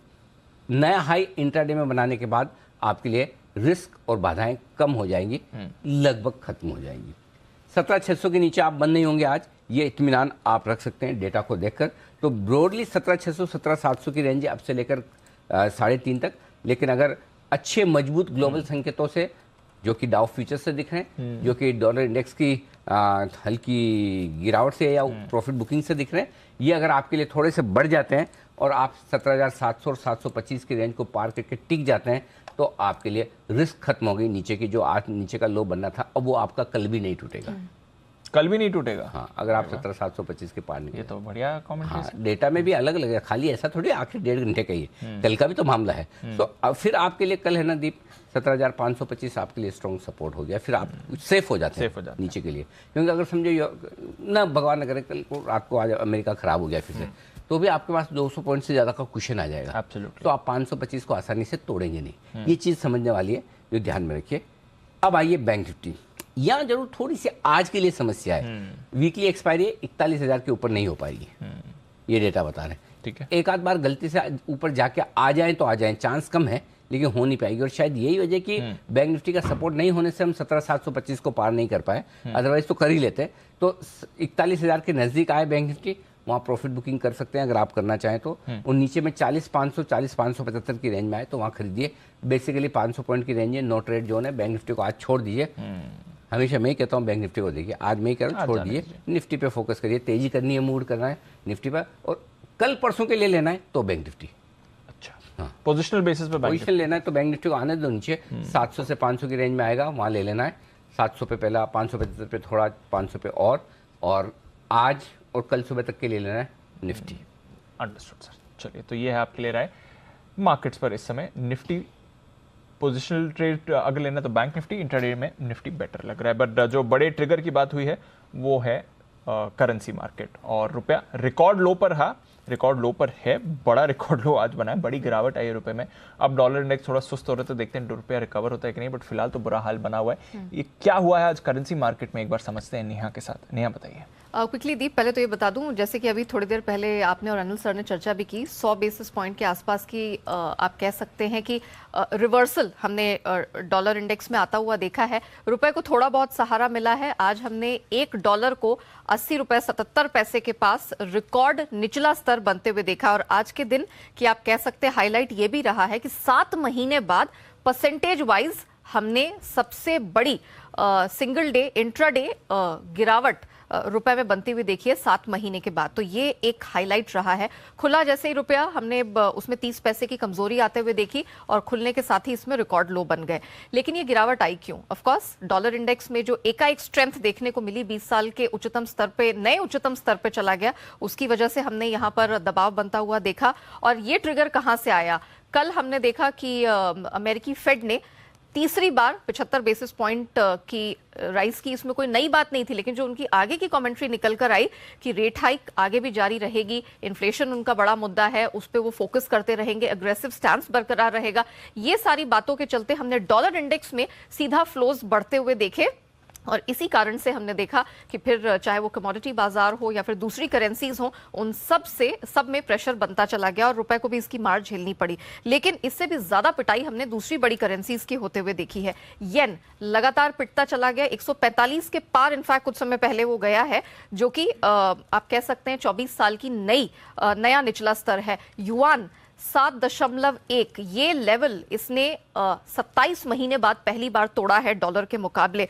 पाउंड 38 साल के निचले स्तर पर है, यूरो 20 साल के नए निचले स्तर पर चला गया। तो इन सब की बहुत भारी भरकम पिटाई हुई है, वो इसलिए भी क्योंकि 1 दर्जन सेंट्रल बैंक है दुनिया भर के जो यहां से अब ब्याज दरों में और वृद्धि करने वाले हैं। मैंने कुछ यहां पर ब्रोकिंग फर्म से बात की, उनका मानना है कि रुपए में काफी हद तक हमने देखा है कि गिरावट इतनी तेजी से नहीं आई है, लेकिन अभी जारी रहने वाली है। IIFL का मानना है कि अक्टूबर के अंत तक आपको 81 का स्तर देखने को मिल जाएगा और दिसंबर अंत के आसपास 82 का भी लेवल दिखेगा। सिमिलरली पैराडाइम कमोडिटीज भी यही मान रहे हैं कि साल के अंत तक 82 का स्तर दिखेगा। और मोतीलाल ओसवाल से हमने बात की तो उनका मानना है कि $1 की कीमत 81 रुपए 40 पैसे का स्तर है, वो हफ्ते 2 हफ्तों में, कुछ ही हफ्तों में देखने को मिल सकता है। मतलब कमजोरी कुछ समय और जारी रहेगी और ये सब डोमेस्टिक फैक्टर्स की वजह से नहीं, डॉलर इंडेक्स में जो स्ट्रेंथ है उसी की वजह से प्रेशर जारी रहेगा। प्रेशर बना हुआ है और रुपए में बड़ी गिरावट आपने आती हुई दिखी है। सो आज एक बड़ा इम्पैक्ट आप जो बाजार में देख रहे हैं वो डॉलर इंडेक्स से भी रिलेटेड है। वीकनेस भी वहीं से इन्फ्लुएंस हुई और रिकवरी भी वहीं से इन्फ्लुएंस हो रही है। और अनिल जी ने कहा भी था कि अब जो एक इंपॉर्टेंट ट्रिगर बन गया है, रोज आपको ट्रैक करना है, वो है डॉलर इंडेक्स। एक बार देख लेते हैं सुबह इस पर क्या सलाह दी गई थी। एक ही चीज है जिस पर अब अनिश्चितता टिकी हुई है, वो है डॉलर इंडेक्स। डॉलर इंडेक्स और डॉलर इंडेक्स अब थोड़े समय में, आने वाले समय के लिए दुनिया भर के बाजारों का और विशेष करके अमेरिका के बाजारों का मूवमेंट तय करेगा। अल्टीमेटली नवंबर में जब पॉलिसी आएगी तब तक आपको इसी एक इंडेक्स को घूरना है। ये ठंडा होता दिखे तेजी कर लेना है, समझ गए। और ये और बढ़ता हुआ दिखे तो सावधान रहना है। राइट, क्योंकि अगला ट्रिगर जब तक नया और बड़ा नहीं मिलता तब तक हमें डॉलर इंडेक्स पे फोकस करना है। सिंपल। तो ये है आपके लिए डॉलर पर आपको रखनी है नज़र और डॉलर इंडेक्स आपके एक इंपॉर्टेंट ट्रिगर है बाजार के लिए, इस पर रहेगा फोकस। आइए 2:45 बज रहे हैं, करते हैं स्वागत भसीन साहब का।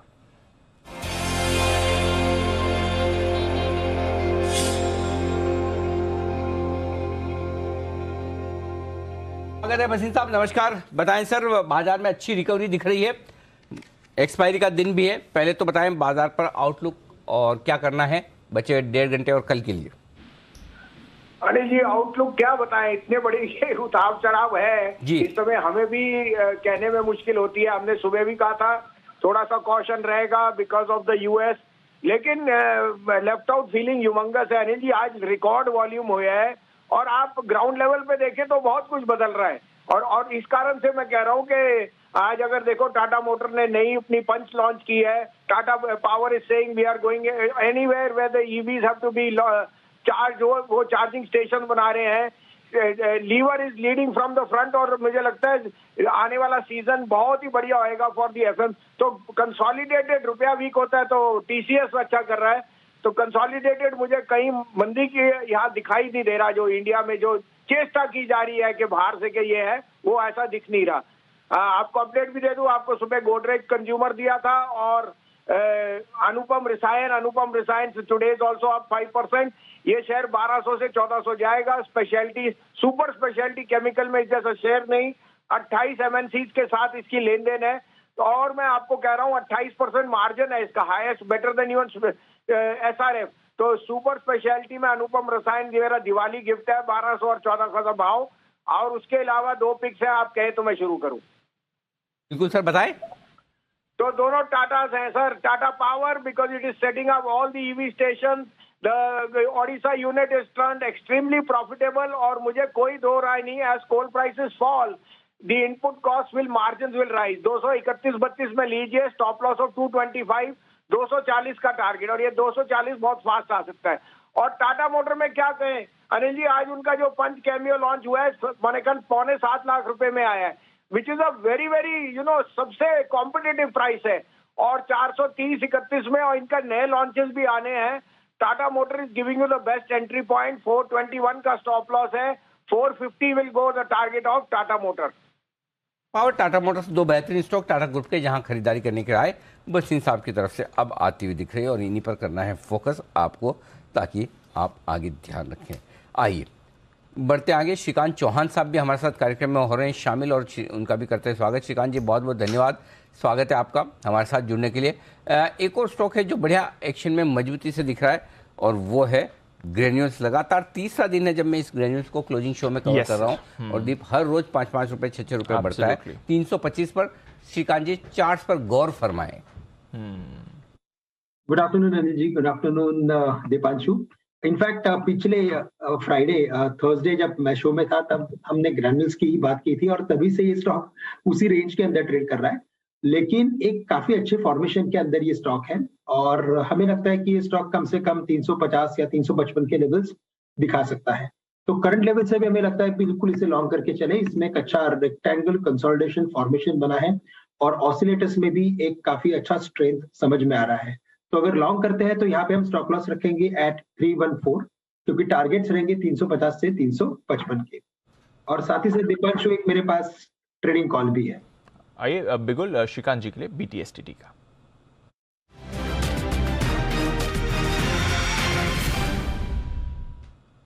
बताएं सर।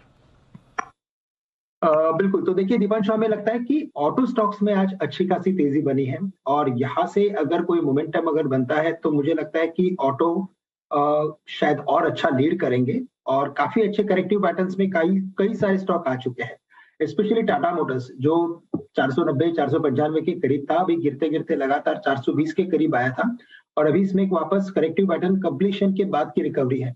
तो करंट लेवल से अगर लॉन्ग करते हैं तो यहाँ पे स्टॉप लॉस रहेगा अराउंड 420-422 का, जो आज के लोज थे। तो 420 का हम स्टॉप लॉस पकड़ के चलते हैं और यहाँ पे हम टारगेट्स रखेंगे वापस एक बार 455 से लेकर 465 के। तो करंट लेवल से टाटा मोटर्स को लॉन्ग करके चले। मोटर्स पसंद है श्रीकांत जी को भी और अभी भसीन साहब तो इस पर राय दे ही रहे थे। सुमित जी ने भी थोड़ी देर पहले खरीदारी की राय दी थी। Consensus buy call Tata Motors पर आ रहा है। पर देखते हैं श्रीकांत जी को तो टाटा मोटर्स पसंद है। नितिन जी बाजार पर और मार्केट्स पर क्या व्यू बना रहे हैं, करते हैं उनका स्वागत। निफ्टी के निशानेबाज नितिन मुरार का।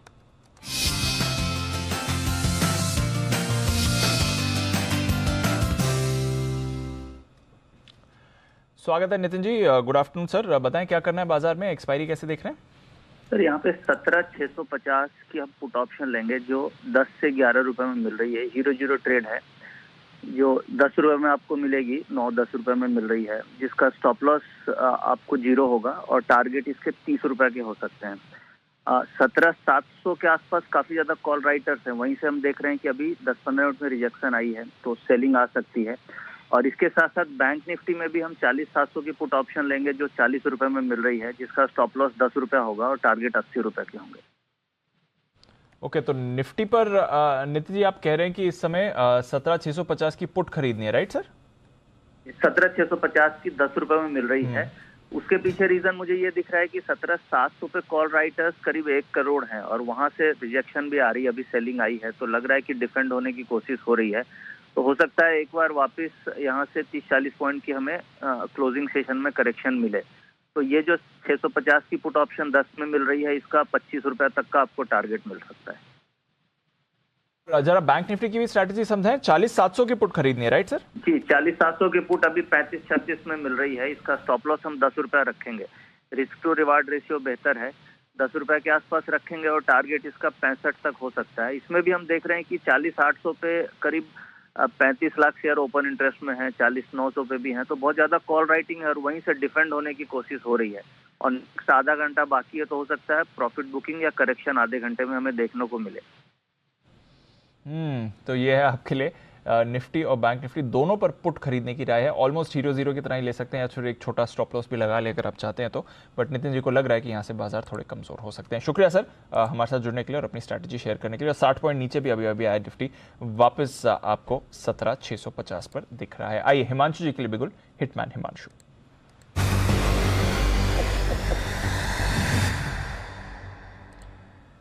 बताएं हिमांशु जी। जी दीपांशु, तो पहले तो गुड आफ्टरनून, आपको उस वक्त विश करना रह गया। और मारुति का जो हमने ट्रेड लिया था वो 170 रुपए तक उसमें एंट्री मिली और 200 रुपए तक के ऊपर ऑप्शन निकलती हुई नजर आई, तो स्टॉप लॉस ट्रेल करें और बने रहें। अब यहाँ पर देखिए, मुझे दूसरा एक ऑटो सेक्टर से जुड़ा स्टॉक पसंद है जिसमें आज बहुत अच्छा लॉन्ग बिल्टअप बनता हुआ नजर आया है और स्टॉक का नाम है भारत फोर्ज। दीप, काफी स्ट्रॉन्ग लॉन्ग ओआई एडिशन यहाँ पर देखने को मिला है और कॉज में काफी अच्छा अनवाइंडिंग भी देखने को मिल रहा है। मुझे लगता है कि ये स्टॉक एक अच्छी तेजी के लिए तैयार है, तो परफेक्ट बीटीएसटी का कैंडिडेट है। भारत फोर्ज करंट लेवल्स पे खरीदारी करेंगे। स्पॉट लेवल्स में लगभग 781 782 के लेवल्स हैं। 770 रुपए का स्टॉप लॉस लगाना है और भारत फोर्ज में खरीदारी करके चलेंगे। 790 रुपए के ऊपर और पोजीशन को ऐड करके चलने की सलाह रहेगी, जिसके ऊपर मुझे लगता है कि और फ्रेश जो मोमेंटम है वो स्ट्रांग होता हुआ नजर आ सकता है। और 1 से 2 दिन का टारगेट अगर यहाँ पर रखें तो नए ऑल टाइम हाईज इस स्टॉक में बनने की तैयारी हो रही है और मुझे लगता है कि 825 835 रुपए तक के टारगेट्स भारत फोर्ज में आने वाले 1 से 2 दिनों में देखते हुए नजर आ सकते हैं। है आपके लिए भारत फोर्ज में खरीदारी करने की राय इस वक्त आती हुई आपके लिए हिमांशु जी की तरफ से। सुप्रीम कोर्ट के एक फैसले के बाद आज फोर्टिस हेल्थकेयर का शेयर बुरी तरह से टूट गया।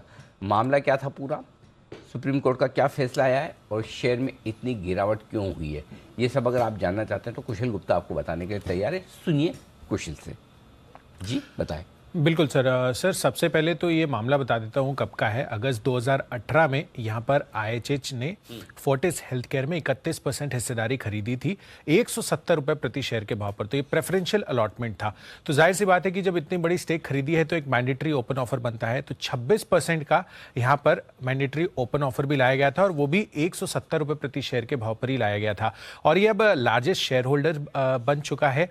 इनफैक्ट यहाँ पर टर्न अराउंड भी हुआ है पिछले 1-1.5 सालों में, जिस तरह से ओवरऑल फोर्टिस हेल्थकेयर की बैलेंस शीट्स भी इंप्रूव हुई है और जो ऑपरेशंस लिहाज से जिस तरह के रेवेन्यूज आने चाहिए वो भी आते हुए नजर आ रहे हैं। बट मामला ये इसलिए अटक गया था क्योंकि इसके बाद ये जो डील हुई थी, जो ओवरऑल 31% के एक्विजिशन हुए थे और जो मैंडेटरी ओपन ऑफर आया था, उसके बाद दाइची सैंक्यो जो कि एक जापान की फार्मास्यूटिकल कंपनी है, उनकी तरफ से ये ऑब्जेक्शन आया था कि भाई मेरे जो 3600 करोड़ रुपए मैंने जीते थे, जो इसके फोर्टिस हेल्थ के अर्स्टवाइल यानी कि पहले प्रमोटर्स थे जो सिंह ब्रदर्स हैं, उनकी तरफ से उनके खिलाफ ये आर्बिट्रेशन अवार्ड इन्होंने 3600 करोड़ रुपए का सिंगापुर ट्राइब्यूनल में जीता था। तो उसकी क्लियरेंस पहले होनी चाहिए। तो इसी वजह से उन्होंने ये याचिका दायर की थी सुप्रीम कोर्ट में।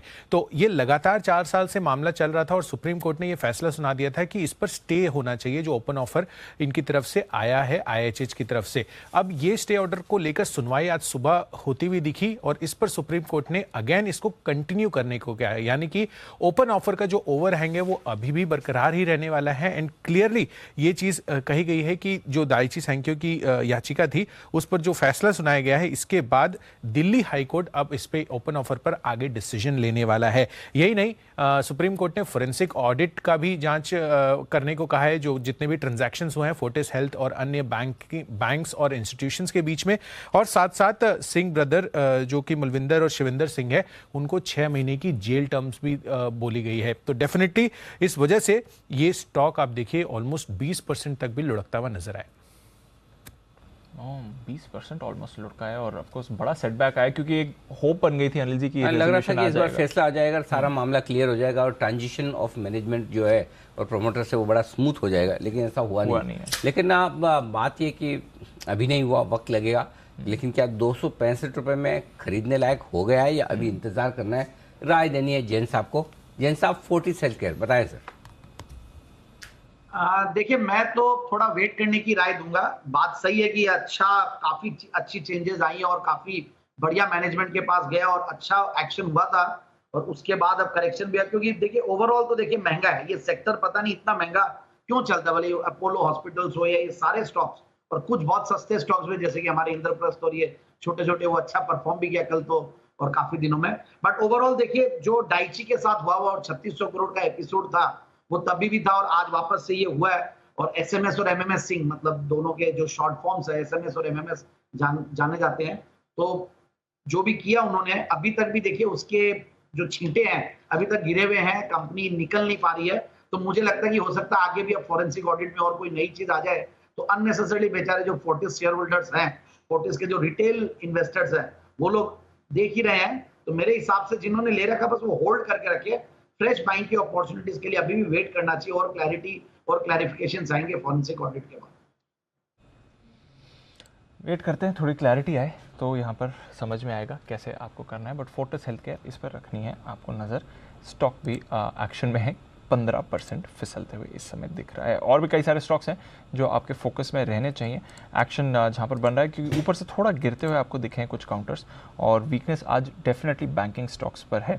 बैंक ऑफ बड़ौदा ये भी आज फिसला है। एक बार इसकी चार्ट पर भी ज़रा राय ली जाए, जो गिरावट आई है अब यहाँ से क्या राय बनती है। श्रीकांत जी जरा बैंक ऑफ बड़ौदा का चार्ट देखें सर, 2% नीचे, क्या राय है इस पर?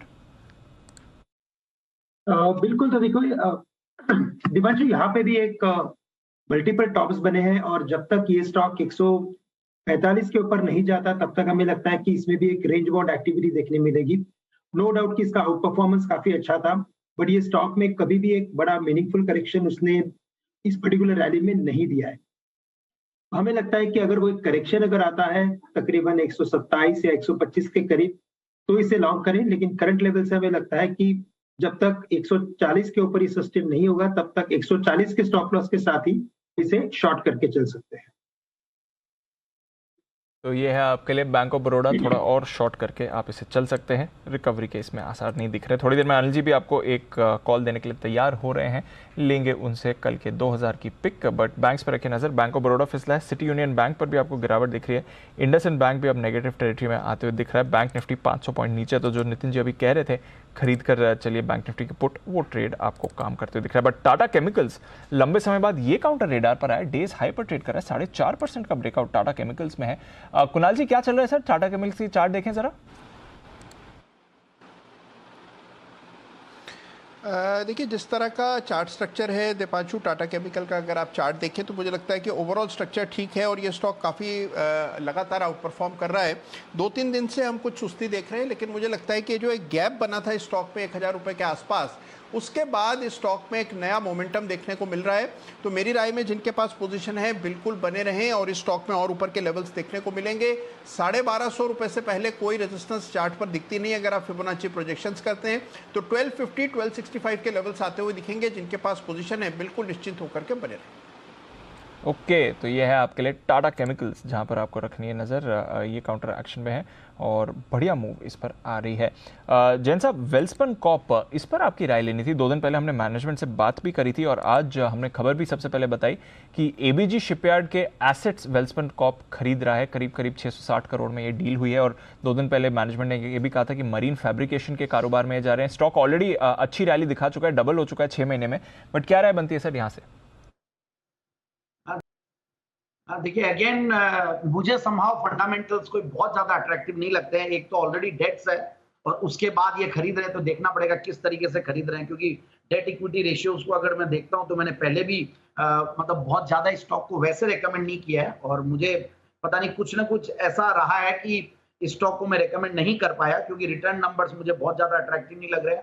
हालांकि एसेट्स खरीदे हैं तो देखना होगा किस तरीके से। मेरे हिसाब से लिवरेजिंग ही होगी, क्योंकि ऑलरेडी जब 1400-1500 करोड़ रुपए के डेट्स है बुक्स में और फिर ये लेते हैं, बाकी नया कारोबार है उसमें एंट्री ले रहे हैं। बाकी ये भी है कि जिस बिजनेस में है उसमें one of the largest capacities company ने बना रखी है। तो मेरे हिसाब से अगेन बहुत बड़ा रन अप दे चुका है। So I think lots of things must have been already discounted. तो मैं थोड़ा सा घबराऊंगा, थोड़ा सा लेने में थोड़ा हिचकिचाऊंगा भी, और राय देने में भी यही है कि डिक्लाइंस आए तो वहां पे कंसिडर किया जाए। बट ऑलरेडी बड़ा मूव है, मार्केट्स को देखते हुए लगता है कि थोड़ा सा रिस्क एवर्ट्स होना चाहिए और मेरे हिसाब से वेट करें एंट्री के। नीचे आए तब खरीदे, ये राय है आपके लिए वेल्सपन कॉर्प जैन साहब की तरफ से। बढ़ते आगे, टेलीकॉम बिल रिफॉर्म्स पर ड्राफ्ट जारी हो चुका है और इस ड्राफ्ट में कुछ खास बातें हैं जो इस टेलीकॉम सेक्टर के लिए होंगी बेहद काम की और अहमियत वाली। क्या खास बातें हैं इस ड्राफ्ट में, और ड्राफ्ट जारी होने के बाद ही फाइनल बिल बनता है, तो पहले ड्राफ्ट समझ लीजिए। कुशल गुप्ता हमारे साथ तैयार है बताने के लिए सारी डिटेल्स। कुशल, क्या क्या आया है इसमें? सर काफ़ी इंटरेस्टिंग सेट ऑफ चीज़ें इनकी तरफ से निकल कर आई हैं। 4-5 मेन एस्पेक्ट्स हैं, खासकर ये जो ड्राफ्ट टेलीकॉम बिल है, जो कि जो पुराना लीगल फ्रेमवर्क है टेलीकम्युनिकेशन सेक्टर को रेगुलेट करने के लिए, उसको बदला जाएगा। तो 20 अक्टूबर तक इस पर कमेंट्स मांगे गए हैं एंड 5 इंपॉर्टेंट चीज़ें हैं। सबसे पहले तो जितने भी मर्जर्स एंड एक्विजिशंस या फिर डमर्जर होने हैं उसको लेकर इनके फ्रेमवर्क को आसान किया जा सकता है। दूसरा पॉइंट है, जो अगर पेमेंट डिफॉल्ट होता है तो राइट ऑफ्स या फिर जो ड्यूज़ हैं उनके डेफरल्स को लेकर भी प्रोविजन लाने की योजना बनाई जा रही है। इनफैक्ट इसके तहत लाइसेंस कंडीशंस, जितने भी अगर लाइसेंस मिलते हैं तो उसकी कंडीशंस अगर वायलेट होती है तो उसको लेकर भी जो पेनल्टी के प्रावधान है उस पर भी इसमें इंक्लूजन होगा। और साथ साथ अगर कोई टेलीकॉम सर्विस प्रोवाइडर या internet service provider licence surrender करता है तो उसकी फी भी रिफंड करने की प्रोविजनिंग रखी गई है। और साथ साथ अगर आप देखें तो जो टेलीकॉम सर्विसेज हैं उसके अम्ब्रेला में ओटीटी, साथ साथ इंटरनेट बेस्ड सर्विसेज या फिर सैटेलाइट बेस्ड कम्युनिकेशंस तक बढ़ाने की भी यहाँ पर प्रोविजनिंग की गई है। और अगर खराब स्थिति वाली कोई भी अगर कंपनी होती है जो अपना पेमेंट टाइम से नहीं कर पाती है या फिर डिफॉल्ट कर देती है, तो उससे स्पेक्ट्रम वापस भी लिया जा सकता है और ये स्पेक्ट्रम किसी और कंपनी को भी दिया जा सकता है। तो ऐसे 4-5 बड़े पॉइंट्स हैं जिसकी वजह से ये टेलीकॉम बिल काफ़ी अहमियत रखता है। तो ये बड़े बदलाव आ सकते हैं टेलीकॉम बिल और स्पेशली ओटीटी रेगुलेशन को लेकर, स्पेक्ट्रम एलोकेशन को लेकर भी यहाँ पर आपको फोकस होने वाला है। भारतीय एयरटेल तो ऑफकोर्स आज रेडार पर है ही, क्योंकि सुबह बड़ी ब्लॉक डील भी हुई थी। इसमें 1.6% इक्विटी, 9 करोड़ से ज़्यादा शेयर्स की ब्लॉक डील हुई थी और उसके बाद स्टॉक पॉजिटिव भी है, होल्ड आउट कर रहा है, इनफैक्ट थ्रू द डे अच्छा ही रहा है। एक बार हिमांशु जी भारतीय एयरटेल का चार्ट देखें सर। जी दीपांशु, देखिए चार्ट सेटअप, चार्ट स्ट्रक्चर दोनों ही काफी पॉजिटिव है और मुझे ऐसा लगता है कि आने वाले समय में भी ये स्टॉक नए हाइज बनाता हुआ नजर आएगा। फिलहाल अगर इंपॉर्टेंट सपोर्ट की बात है जहां पर फ्रेश एंट्री की जा सकती है वो लगभग 770-772 रुपए की रेंज है। अगर कोई भी डिप उन लेवल्स पे मिलती है तो फ्रेश एंट्री के लिए रिस्क रिवॉर्ड काफी ऑप्टिमम बनता है और मुझे ऐसा लगता है कि ये स्टॉक नियर टर्म में 850 रुपए तक की मूव दिखाने के लिए तैयार है। यह है आपके लिए भारतीय एयरटेल, जिस पर रखनी है आपको नज़र, इस पर एक्शन बनते हुए दिख रहा है। कई सारे कैश कॉल्स भी हैं, स्टॉक्स भी हैं जो आपको अच्छी मूव दिखा रहे हैं, यहाँ पर भी रखी नज़र। ब्रॉड बेस्ड पार्टिसिपेशन है थोड़ा मार्केट में, इंडेक्स पर आपको सुस्ती दिख रही है। पर आइए अनिल जी एक कॉल लेकर तैयार हैं, बिगुल कल के 2000। जी सर। एक NBFC स्टॉक यहाँ खरीदारी करने की राय वो है पीरामल एंटरप्राइजेस का फ्यूचर 975 रुपये के आसपास खरीदना है दी और यहाँ पर तेजी करके चलना है। वैसे अब धीरे धीरे वापस से NBFC स्टॉक्स के लिए भी अच्छा समय आ रहा है, ये सेक्टर भी फिर से चलने को तैयार है। 955 का स्टॉप लॉस लगाएं, 2 छोटे टारगेट दे रहा हूँ, 989, 999, 99 के फेयर में 89 के फेयर में, 99 के फेयर में 989 और 999, 2 तो छोटे टारगेट हैं जो 2-3 दिन के लिए है। फिर बड़े टारगेट हैं 1012 के, ठीक है, और बाद में इवेंचुअली 1050 तक के टारगेट के लिए ये खरीदारी करनी चाहिए। तो इसको आप पोजिशनरी 2 हफ्तों के हिसाब से आप आराम से खरीद के रख लीजिए। बिल्कुल ये ठीक उसी तरह से धीमे धीमे आपको इंडिया सीमेंट हुआ या ITC हुआ, इस तरह से आपको धीमे धीमे आराम से रिटर्न देता रहेगा बिना किसी ज़्यादा मेहनत के। तो ये खरीद के आप शांति से रख लीजिए, चाहे तो डिलीवरी ले लीजिए, हफ्ते 2 हफ्ते के व्यू से ले लीजिए, और शॉर्ट टर्म आपको ट्रेड करना तो 1-2 दिन के लिहाज से 989, 999 2 छोटे टारगेट, 1012 और उसके बाद सीधा 1050 तक के टारगेट के लिए खरीदारी करनी। तो थोड़ा सा लें, 1050 तक के टारगेट के लिए रखें, 75 रुपये हाँ पूरा कमाएं, वो हो गया आपकी स्ट्रेटेजी। तो यहाँ पर खरीदारी करने की राय है। जो कुछ भी इन्होंने, और उसकी वजह भी बता दूँ, हाँ मैंने लेवल तो दिए, वजह नहीं दी। रियल एस्टेट सेक्टर बहुत ज़बरदस्त मजबूत दिख रहा है और काफ़ी कुछ लेंडिंग रियल एस्टेट स्पेस में पिरामल की है, प्लस इन्होंने DHFL का भी जो पोर्टफोलियो लिया। अब ज़्यादातर ये सारे के सारे इनके जो लोन्स थे वो ऑलरेडी प्रोविजन कर चुके थे। अब जो रिकवरी आ रही है वो आपको इनके नतीजों में दिखेगी। तो एक तो बिजनेस, दूसरा रिकवरी, दोनों को फ़ायदा मिलेगा। तो पिरामल को बड़ा फ़ायदा रिकवरी का मिलने वाला है, इस वजह से हमारी खरीदारी करने की राय है। Got it sir. तो चलिए पिरामल पर रखिए नज़र, और डीमर्जर के पहले से ही इनफैक्ट हमारे रेडार पर रहा है और अब तो और कन्विक्शन आ रहा है। बट इस बीच अनिल जी रुपए के लिए तो अच्छी खबर नहीं आ रही है सर। 80.80 यहाँ पर आपने नया रिकॉर्ड लो बनते हुए दिखा है। 1% की गिरावट अनिल जी, ये रिकॉर्ड गिरावट तो ऑलरेडी हम देख रहे हैं, बट 7 महीने के बाद इंट्राडे की सबसे बड़ी गिरावट है। 80.83 ये अब आपके लिए नया रिकॉर्ड लो बन चुका है जहाँ तक रुपए का सवाल है, और भारी भरकम गिरावट इस समय रुपए पर बनती हुई दिख रही है। एक बार बंसल जी से चार्ट चेक भी मैं ले लूँगी। बंसल जी, मुझे याद है 72-73 के लेवल से आप कह रहे हैं रुपया 80 तक जाएगा, अब 80 भी आ गया, 81 भी आने की तैयारी में है। आज ही 1% गिरा है सर, 7 महीने के बाद इतनी बड़ी गिरावट देख रहे हैं। अगला लेवल जरा बताएं रुपये के लिए। दीपांशु देखिए, आज तो जो गिरा है एक बड़ी वाइट कैंडल यहाँ पर बनते हुए देखने को मिल रही है और एकदम अनचार्टेड टेरिटरी में है। तो दीपांशु लेवल्स तो आ चुके हैं और आज एक ब्रेकआउट देखने को मिल रहा है। तो अब यहाँ पे दीपांशु नया कुछ नहीं करना है, जिसके पास, मेरे ऐसे व्यक्ति के पास छोटी मोटी जो क्वांटिटी पड़ी हुई है, होल्ड करें। और यहाँ पर दीपांशु नीचे में जो लेवल है 79.13 एक लेवल है, अगर ये लेवल्स के अलग निकल जाता है तब कुछ रिवर्सल या करेक्शन के संकेत होंगे, वीकनेस के ही संकेत हैं रुपये के अंदर। इसके संकेत आ रहे हैं रुपये के अंदर, अच्छी खबर नहीं है। बाजार ने फिर भी रिलेटिवली बेटर होल्ड आउट किया था, हालांकि बैंक निफ्टी थोड़ा कमजोर है इस समय, बट रुपए में गिरावट आई है। और डाउ फ्यूचर्स पर एक बार जरा नजर डालिए। डाउ फ्यूचर्स भी अब वापस फिसलते हुए दिख रहे हैं। अभी थोड़ी देर पहले 100 अंक से ज़्यादा ऊपर थे, अब सिर्फ 30-40 अंक ऊपर डाउ फ्यूचर्स हैं। और नैस्डैक फ्यूचर्स भी 1/4% ऊपर थे, अब आपको नेगेटिव टेरिटरी में आते हुए दिख रहे हैं। तो एक बार फिर से ग्लोबल हालात थोड़े बिगड़ते हुए दिख रहे हैं और हमारे बाजारों पर भी इसका प्रेशर बन रहा है। आइए वागले साहब के पास चलते हैं और लेते हैं वागले का वंडर।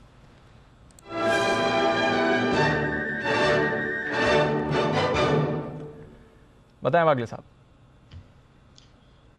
दीपांशु, एनएमडीसी में बीटीएसटी करके जाना है। 130 के पार ये निकला है पूरे दिन। मार्केट मॉर्निंग में जब नीचे था तो भी वो साइडवेज ही था। मुझे लगता है ये 135-140 तक की मूव की शुरुआत है। 131 पे करंट भाव पे ले ले, 129 का 2.5 रुपए का रिस्क होगा। 137-138 का पहला टारगेट, 140 का दूसरा टारगेट। एनएमडीसी पर रखनी है नजर, ये अच्छी मूव आपको दिखा सकता है। और वीक बाजार में भी अच्छी रैली एनएमडीसी में बनी हुई है। आज पहला टारगेट हासिल हुआ, हो गया बिल्कुल। वेडनेसडे वाला जो था पिछले हफ्ते वेडनेसडे का 131, अब दूसरा टारगेट एनएमडीसी का 135 का है। और अब वागले साहब जब बोल ही रहे हैं तो पक्का रिकमेंड कीजिए, होल्ड कीजिए। वागले साहब की रिकमेंडेशन के बाद होल्ड करके रखिए। 145 तक के पोजिशनल टारगेट के लिए वागले साहब ने कितना दिया? 135, 138, 140, बराबर है, ठीक है, परफेक्ट। और खबर भी हमारी थी कि लगभग सभी कंपनीज इनका जो नागरनार प्लांट है उससे जुड़ने के लिए तैयार हो रही हैं। अच्छा इंटरेस्ट भी उन्होंने दिखाया, तो ये स्टॉक भी आपके रेडार पर रहना चाहिए। मूवमेंट आपको आते हुए दिख सकता है। एनएमडीसी में मूवमेंट आ रहा है, कुछ और काउंटर्स में भी। अंबुजा सीमेंट नीचे से रिकवरी की कोशिश कर रहा है, इस पर रखिएगा नजर। आज थोड़ा एक्शन अंबुजा सीमेंट में आपको अच्छा बनते हुए दिखा है। पीवीआर में फिर से खरीदारी हो रही है, थोड़ा गिरा था और कल तो एक बढ़िया दिन भी है, उसके बारे में भी आपको बताएंगे। उससे पहले एक बार हिमांशु जी से पीवीआर पर चार्ट चेक ले लिया जाए। हिमांशु जी, पीवीआर डेज हाई पर सर। दीपांशु देखिए, लॉन्ग टर्म सपोर्ट के आसपास है, तो वहां से एक रिबाउंड आता हुआ नजर आया। और इनफैक्ट पिछले 4 सेशन में चारों दिन 1730, 1735 के लेवल्स को रीटेस्ट करने के बाद यहाँ पर एक सपोर्ट देखने को मिली है। तो मुझे लगता है नियर टर्म में जब तक ये सपोर्ट स्टॉक होल्ड कर रहा है, यहाँ पर इस स्टॉप लॉस के साथ तेजी की पोजीशन को होल्ड करके चला जा सकता है। अपसाइड में मेरा ऐसा मानना है कि फिलहाल के लिए 1820, 1825 एक अच्छा इमीडिएट नियर टर्म में रेजिस्टेंस है। उस लेवल पर आता है तो मुनाफा वसूल करके चलने की सलाह है। ये है आपके लिए पीवीआर पर राय इस वक्त आती हुई। ओके, एक्शन भरपूर यहाँ पर है ही। इसके अलावा श्रीकांत जी के लिए एक बिगुल है, BTST वाला।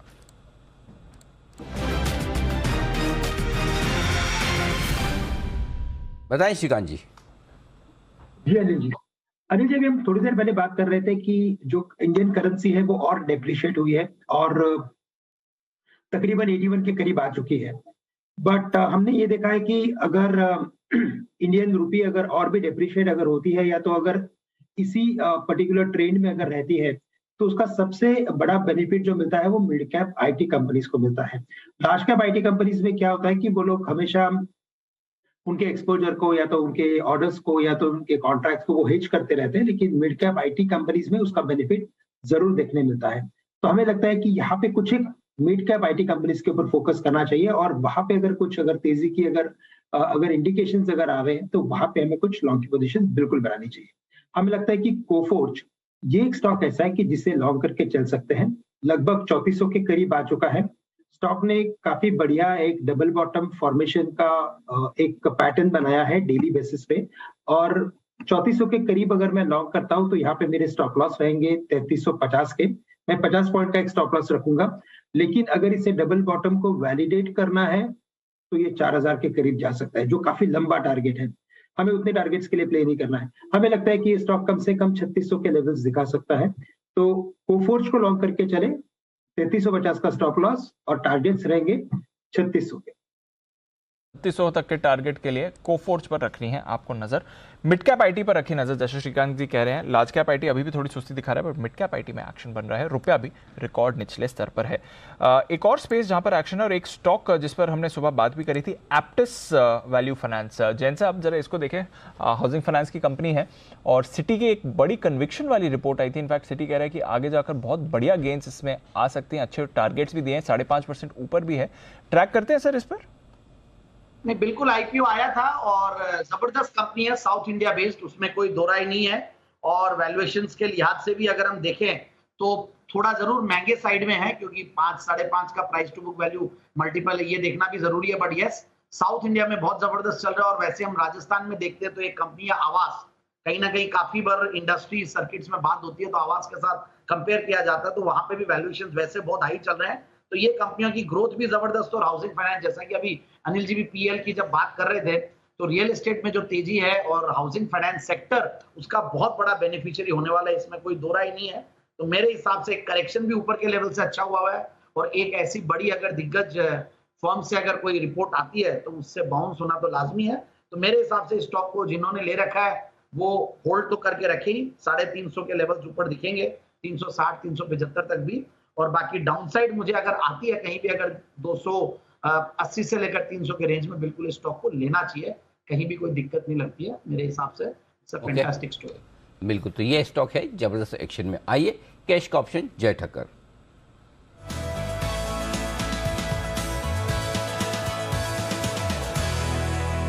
जैसे कैश का ऑप्शन ले उससे पहले बता दूं कि अभी अभी नितिन जी ने जो आपको पुट ऑप्शन दिया था, आज का हीरो या जीरो 17,650 का पुट और 40,700 का पुट बैंक निफ्टी का, दोनों के ही टारगेट हिट हो चुके हैं। तो नितिन जी के लिए सील साइन डिलीवर्ड ठप्पा लगा दीजिए। तो दोनों ही हीरो या जीरो को, और सबसे बड़ी बात रिस्क बहुत ही कम थी। निफ्टी का तो पुट ऑप्शन 10 रुपये में लिया था, बैंक निफ्टी का 30 से 40 रुपये में था, तो दोनों के टारगेट आपके हिट हो चुके हैं। आइए जय तैयार है, जय बताइए कैश का ऑप्शन। जी good afternoon to you Anil ji, good afternoon to you Deep. Anil ji morning में तो व्यू नेगेटिव था बैंक निफ्टी पर, और वो देखने मिला भी कि बैंक निफ्टी कंपैरेटिवली निफ्टी से वीक रहा आज के पूरे ट्रेडिंग सेशन में, पर देन निफ्टी समहाउ अपनी रेंज को होल्ड कर रहा है। हेंस निफ्टी पर मेरा एक बाय रिकमेंडेशन है। 29 सितंबर की एक्सपायरी का निफ्टी का हमें कॉल ऑप्शन अनिल जी लेना है, बिकॉज मुझे ऐसा लग रहा है कि जब तक 17,450 से 500 की रेंज को होल्ड आउट कर रहा है closing basis, there is a chance of a bounce back from these levels. Hence 17,750 का कॉल ऑप्शन जो भी 121 रुपए में मिल रहा है जी, इसको खरीदना है। 17,750 का कॉल ऑप्शन निफ्टी का 121 रुपए में खरीदना है। यहाँ पे टारगेट जो अनिल जी फर्स्ट ऊपर में निकल कर आ रहा है, दैट इज 172, 172 का पहला टारगेट है। दूसरा टारगेट बन रहा है 216, 216। सो 172, 216 ये दो टारगेट्स के लिए आप खरीदे। एंड स्टॉप लॉस जो जी यहाँ पे डाउन साइड में प्लेस करना है, दैट वुड बी एट 83। सो 83 के स्टॉप लॉस के साथ आप 121 पर खरीदे 17,750 के स्ट्राइक का कॉल ऑप्शन जो मंथली एक्सपायरी का भी है। 17,750 का कॉल ऑप्शन 121 में खरीदना है, 83 का स्टॉप लॉस, 172 और 216 के टारगेट के लिए इस वक्त तो कॉल ऑप्शन खरीदारी करने की राय जय की तरफ से आती दिख रही है इस वक्त। तो ये है पूरा का पूरा एक्शन। आइए अब बढ़ते आगे, वक्त है बैन से बेनिफिट का।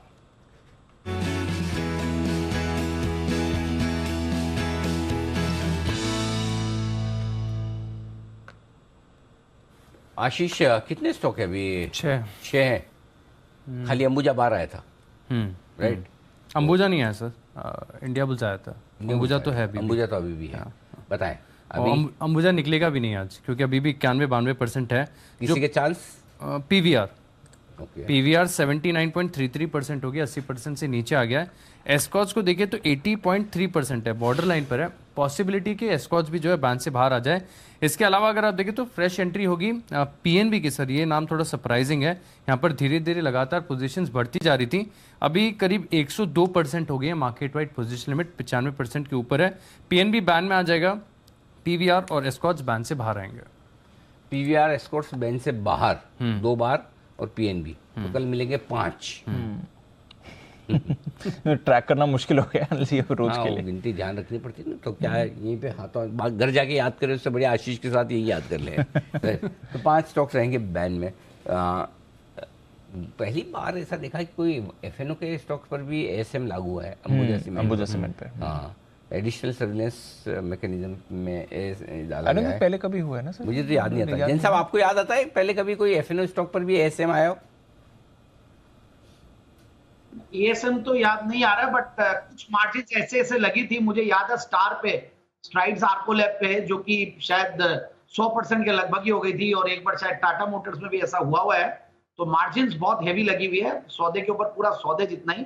और ऐसे और भी रिसेंटली कुछ केसेस है, बट यस एएसएम जो टर्मिनोलॉजी है वो हिसाब से अभी लेटेस्ट भी है, तो मेरे हिसाब से नहीं है। बट यस अंबुजा सीमेंट का जो बड़ा मूव था और जो स्पाइक आया दोनों स्टॉक्स में पोस्ट अडानी न्यूज, तो उसकी वजह से हुआ है। तो ये बड़ी चीज, इसीलिए एक बार रुक भी गया, थोड़ी तेजी थम गई है, जो अदरवाइज जो अडानी स्टॉक्स की रफ्तार रहती है वो जबरदस्त रहती है, हमने सारों में ही देखा है। तो यहाँ पे भी आएगी, आगे पीछे देखिए, मुझे लगता है कि ये बहुत जबरदस्त तेजी आने वाले इन दोनों स्टॉक्स में, ऐसा मेरा पर्सनल मानना है। क्योंकि सीमेंट सेक्टर संभाव जिस तरीके का सरकार का भी फोकस और जिस तरीके के एग्रेशन के साथ ये कंपनी भी अपनी कैपेसिटी एक्सपेंशन और इनकी बात कर रहे हैं, तो सर्टेनली कुछ ना कुछ तो बड़ा होने वाला है आगे आने वाले दिन।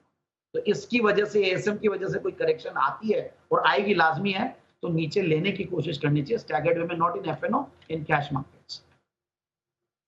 बट सीमेंट की तेजी थमी है, इनफैक्ट बड़ी गिरावट आ रही है। एक बार इंडिया सीमेंट का चार्ट पुल अप करिए, 5.5% नीचे इंडिया सीमेंट है और अभी अभी गिरा है। आज बैंड से बाहर भी आया था, कल क्लोजिंग के बाद से बैंड से बाहर भी आया और अभी अभी ये गिरावट आई है। वर्टिकल फॉल आपको इंडिया सीमेंट में आती हुई दिख रही है, जरा इस काउंटर पर भी रखिएगा नजर। आइए सुमित जी के पास चलते हैं, सुमित के सुपरहिट के लिए।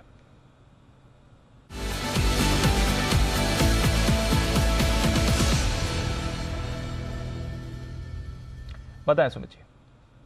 दीपांशु, बाय का स्टॉक रडार पे आया है। स्टॉक का भाव चल रहा है 1040 1041। स्टॉक का नाम है कोरोमंडल। कोरोमंडल के अंदर लास्ट 2 दिनों के हाई ब्रेक हो रहे हैं। स्टॉक बॉलिंग बैंड का मिडल बैंड क्रॉस करके ऊपर की तरफ जा रहा है और स्टॉक के अंदर मेरे को लग रहा है कि यहां से 2-4 दिनों के अंदर एक बढ़िया मूव ऊपर की तरफ देखने को मिलना चाहिए। कोरोमंडल में यहाँ पे सीएमपी पे खरीदारी करें। 1060 का पहला टारगेट बनेगा, 1075 का दूसरा टारगेट बनेगा। नीचे के अंदर स्टॉक का जो चार्ट्स के ऊपर सपोर्ट दिखाई दे रहा है वो 1020 के पास है, तो 1020 के स्टॉप लॉस से कोरोमंडल में खरीदारी करें। 1060 का पहला टारगेट, 1075 का दूसरा टारगेट। क्लिक कोरोमंडल जहां पर आपको रखनी है नजर। फर्टिलाइजर, एग्रोकेमिकल, ये स्पेस फिर भी थोड़ा एक्शन में दिख रही है। Tata chemicals by the way, इस पर रखें नजर और ऊपर ये काउंटर जाते हुए दिख रहा है। पर आइए आखिरी 10 मिनट बाकी हैं, ले लेते हैं अनिल जी की फाइनल मार्केट स्ट्रेटजी।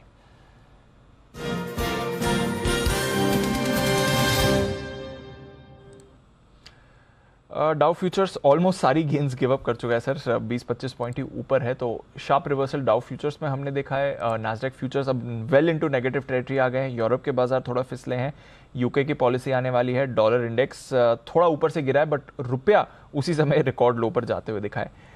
क्या करना है सर? थोड़ा ऊपर नीचे, थोड़ा वोलेटाइल तो रहेगा दीप। इतनी फेड की मीटिंग के बाद हमारे इतना वोलेटाइल हो गया, खुला फ्लैट, फिर मतलब कम गिरावट के साथ फिर बढ़े, फिर घटे, फिर बढ़े, तो फिर थोड़ा वापस 100 पॉइंट ऊपर से नीचे आ गए। ये थोड़ा बहुत चलेगा मेरे ख्याल से, तो एक आध दिन और दीजिए आज और कल। तो आज और कल थोड़ी सी पोजीशन कम रखिए, व्यू पॉजिटिव साइड पर है। आपकी लॉन्ग पोजीशन तभी रहनी चाहिए कि सपोज 17,425 आ जाए 200 पॉइंट आने से नीचे, तो डरने के बजाय थोड़ा आप और वहाँ ऐड कर पाएँ, थोड़ा और ले पाएँ, तो फिर आप पोजीशन रखिए। अदरवाइज ओवरनाइट नहीं, कल सुबह देखिए। और देखिए वैसे भी ये मार्केट ऐसा है ना, रोज आपको दिन के दौरान एंट्री पॉइंट दे रहा है। कौन सा दिन है पिछले 4 दिनों में जो नहीं दिया? तो इसलिए ओवरनाइट रिस्क रखना भी क्यों ज़्यादा। तो फ्रेश मत बनाइए, जो है उसे होल्ड करिए, चाहे आप लॉन्ग साइड पर चाहे शॉर्ट साइड पर। शॉर्ट साइड पे हैं तो एक सिंपल सी समझिए, जब भी आपको लगे कि नीचे की तरफ ब्रेक डाउन दे रहा है, आप शॉर्ट काट लीजिए। वापस लगा बड़ा गर्मी खा रहा है तो ऊपर शॉर्ट क्रिएट कीजिए। और लॉन्ग साइड वालों को बिल्कुल उल्टा करना है। तो रेंज बाउंड मार्केट है, ट्रेंड के विपरीत, मूड के विपरीत ट्रेड करने में फायदा है। 2:30 बजे लग रहा था कि पार करने को तैयार है, डे हाई पर है, वहीं सप्लाई आ गई। बीच में सुबह लगा कि डे लो पर 17,525 के आसपास, वहां से खरीदारी आ गई। तो दोनों तरफ बढ़िया मूव आ रहे हैं, लेते रहें देते रहें। और क्या करेंगे। जैन साहब ठीक है?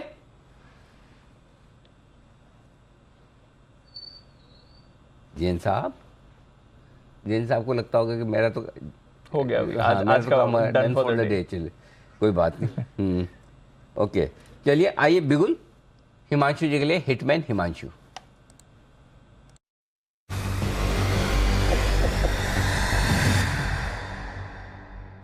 बताएं सर। अनिल जी, टाटा केमिकल्स में एक अच्छा सेटअप बनता हुआ नजर आ रहा है और मुझे लगता है कि कंसोलिडेशन मोड से बाहर निकलने की अटेम्प्ट यहाँ पर होती हुई नजर आ रही है। तो यहाँ पर हम एट द मनी स्ट्राइक का कॉल ऑप्शन खरीदकर बीटीएस की करेंगे टाटा केमिकल्स में 1150 के स्ट्राइक का, जो कि लगभग 30 रुपए के आसपास अभी ट्रेड कर रहे हैं अनिल जी। यहाँ पर हमको स्टॉप लॉस लगाना है 22 रुपए का, टारगेट रखने हैं 42 रुपए के और 50 रुपए के। टाटा केमिकल की एट द मनी 1150 की स्ट्राइक की कॉल ऑप्शन में खरीदारी करके चलने की सलाह है। अनिल जी, डेरिवेटिव डेटा तो बहुत अच्छा है ही, काफी का अनवाइंडिंग देखने को मिली है। साथ ही साथ अगर चार्ट सेटअप देखें तो क्लियर कट वीकली चार्ट्स में एक साइडवेज कंसोलिडेशन में लोअर एंड से खरीदारी देखने को मिली है और मुझे लगता है ये स्टॉक कल के सेशन में 1200 रुपए की तरफ जाता हुआ अटेम्प्ट करता हुआ नजर आ सकता है। तो ये है आपके लिए टाटा केमिकल्स, जहां पर रखनी है नजर। अब इसकी बात चल ही रही थी। आइए जय के पास चलते हैं और लेते हैं जय का जैकपॉट।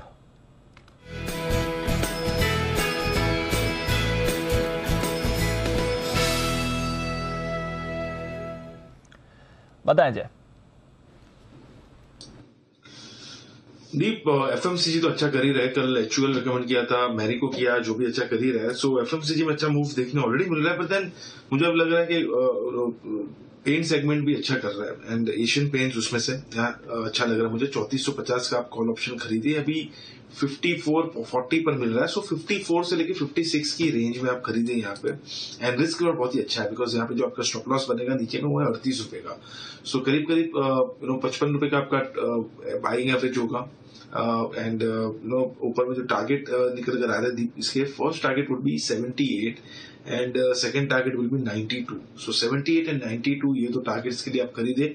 एशियन पेंट्स का 3450 के स्ट्राइक का कॉल ऑप्शन मुझे यहाँ पे ऐसा लग रहा है कि ऊपर में लगभग आपको स्पॉट में 3500 से लेके 3550 तक के लेवल्स आपको 1-2 दिनों में देखने मिलने चाहिए and that would lead the stock price to inch towards the target. तो ये आपके लिए एशियन पेंट्स कॉल ऑप्शन खरीद कर चले। यहाँ पर आपको एक्शन दिख रहा है। कंजम्पशन से जुड़े किसी स्टॉक को भी आप पकड़ लीजिए, आज आपको बढ़िया तेजी में दिखेगा। और सारे स्पेशली अगर एफएमसीजी काउंटर्स हैं तो वहां पर तो आपको चांदी बनती हुई दिखी रही है। HUL, Titan, Asian paints top 3 gainers हैं निफ्टी के।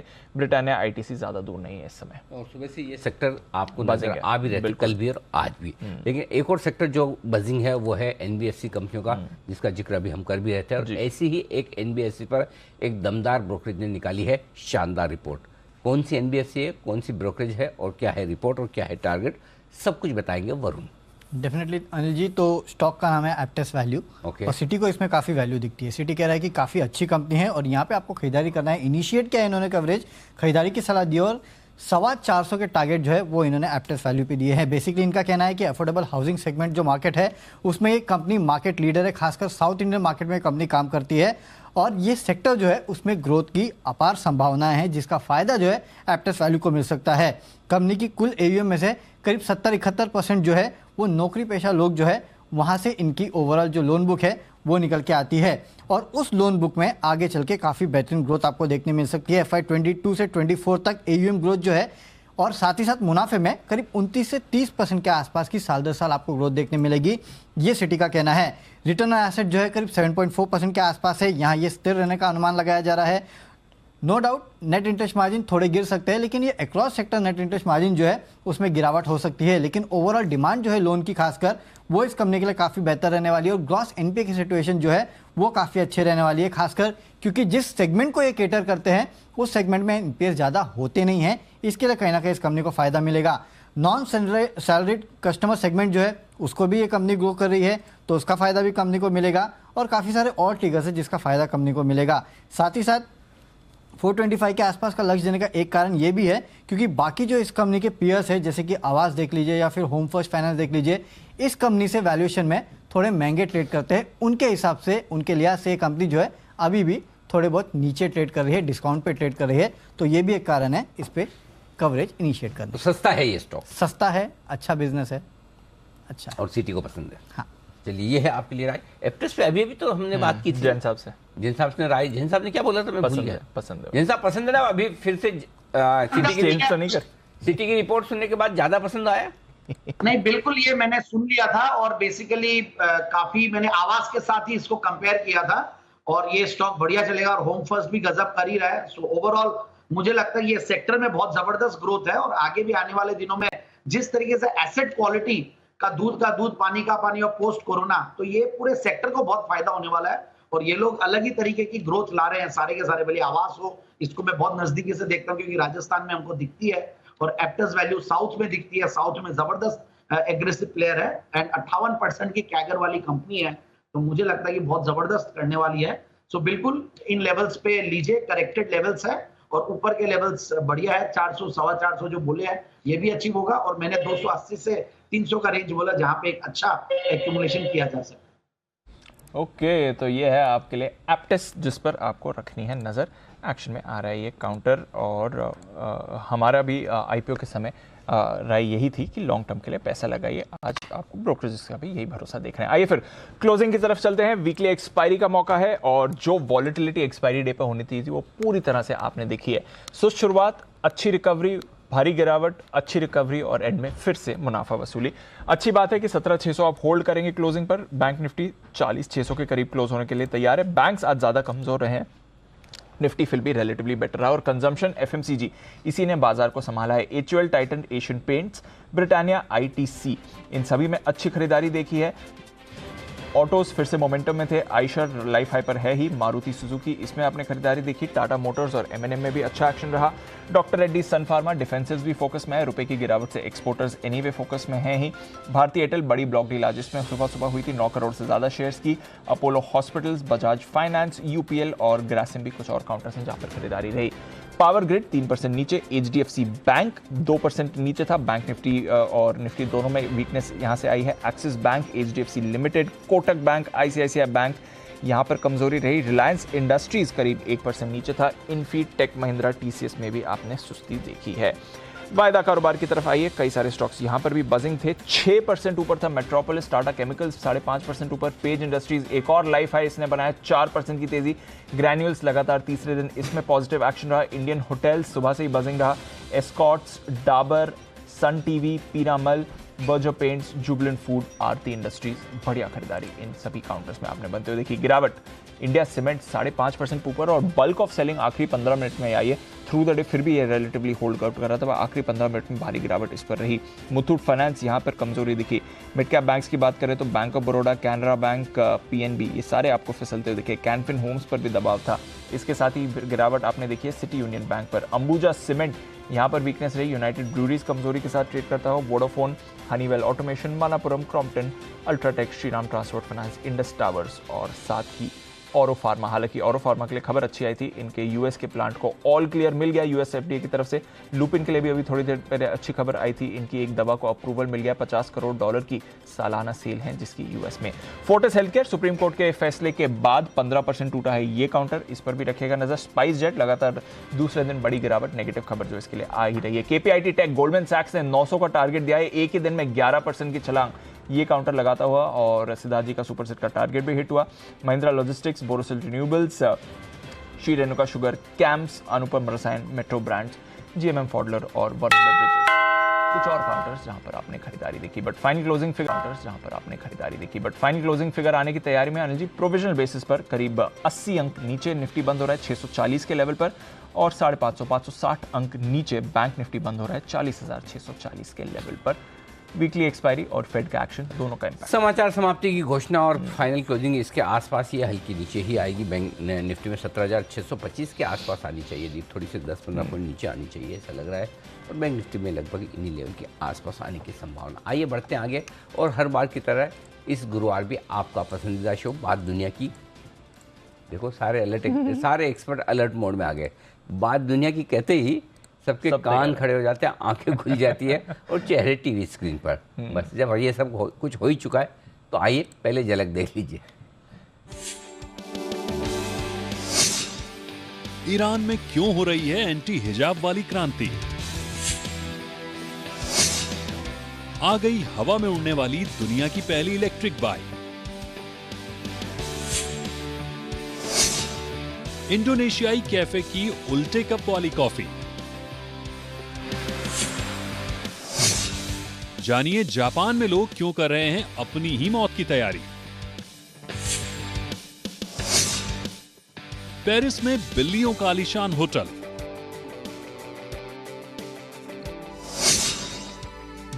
देखिए बात दुनिया की आज शाम 4:26 पर सिर्फ जी बिजनेस पर। आज का ये है आज की बात दुनिया की। आप में से किसी को कोई स्टोरी पसंद आई हो, विशेष टिप्पणी करना चाहें, बताएं किसको कौन सी स्टोरी पसंद आई। जी हिमांशु जी बोलिए।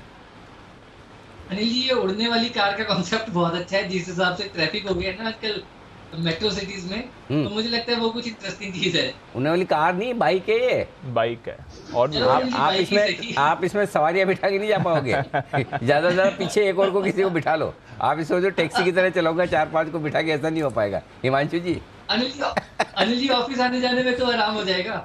हाँ, ये बात तो है बिल्कुल जी। सुमित जी बोलिए। अनिल जी, एक तो ये बाइक वाली जो हवा में उड़ने वाली बाइक की है, दूसरा वो कॉफी उल्टी कैसे पीनी है, वो भी एक अच्छी चीज लग रही है। वो तो जय का डिपार्टमेंट है, कॉफी उल्टी कैसे पीनी है। वही सीधी और उल्टी दोनों जय ही बताएंगे आपको। अच्छा, और किसको पसंद आई कोई स्टोरी जरा बताइए। बिल्ली वाली। हाँ जी जैन साहब। वो बिल्ली वाली होटल जो पेरिस में है, हाँ, मतलब ऐसे ही वहाँ पे नॉर्मल होटल इतनी महंगी होती है, बिल्ली वाली होटल। और मैं तो पेरिस गया था तो मुझे याद है वहाँ तो पंखे भी नहीं होते थे, तो पेडेस्टल फैन लाया और इस बार 37 डिग्री टेम्परेचर थी। पेरिस हमेशा याद रहेगा जिंदगी में। और वहाँ मेरे पान खराब हो गए थे, इसलिए मुझे पेरिस की होटलें बहुत याद करती है। जैन साहब ने इसी बहाने शो ऑफ कर दिया। मैं पेरिस गया। जैन साहब we are impressed, we are impressed. देखो हम तो गए नहीं, तो हमें तो आपने बता दिया, तो अब बोलना ही पड़ेगा बिल्कुल। हाँ, फॉरेन रिटर्न जैन साहब। जी जय बताइए। जी अनिल जी, मुझे भी वो बाइक वाली अनिल जी जो हवा में उड़ने वाली बाइक है वो स्टोरी बहुत ही पसंद आई। और अनिल जी अभी जस्ट 2-3 महीनों के बाद संक्रांत आएगा ही अनिल जी, तो वो पतंग लेकर उड़ाने में मजा आएगा अनिल जी। तो पतंग के साथ बाइक भी उड़ाएंगे और दूसरे का पेज भी काट लेंगे अनिल जी, तो वो बहुत ही दिलचस्प होगा, मजा आएगा। हाँ, वो पता है ना, पतंग का टेक ऑफ तो बराबर लैंडिंग कैसी होती है। वो सोच रहा जी। शिकान जी की पसंदीदा स्टोरी बताए सर। बिल्कुल। इनफैक्ट अनिल जी, हमें भी वही जो न्यूज थी हवा में उड़ने वाली बाइक, वही पसंद आई। और उसका रीजन ये था कि बचपन में मैं स्टार ट्रैक देखता था। इनफैक्ट हम लोगों ने सभी ने देखा था। और तब वर्चुअल स्क्रीन चलती थी, उसमें मोबाइल्स रहते थे। तब ऐसे लगता था कि ऐसे हो सकता है क्या करके, और वो हम लोगों ने देखा। उसके बाद एवेंजर्स के मूवीज देखे, और उस एवेंजर्स के मूवीज में हमने इनफैक्ट ऐसी कई सारी बाइक कई बार देखी। लगता था कि ये ड्रीम भी डेफिनेटली पूरा होगा, और ये शायद अभी आने वाले कुछ साल में डेफिनेटली पूरा होगा। ये पक्का आज 4:30 बजे आपका ये ड्रीम पूरा होने वाला है। जब आप ये वाला शो देखेंगे तो शो तो देख ही लीजिए, बाइक में अभी और थोड़ा टाइम लगेगा, तो ये शो बिल्कुल भी मिस मत कीजिएगा। बात दुनिया की, आप सबका फेवरेट शो। आइए बढ़ते आगे।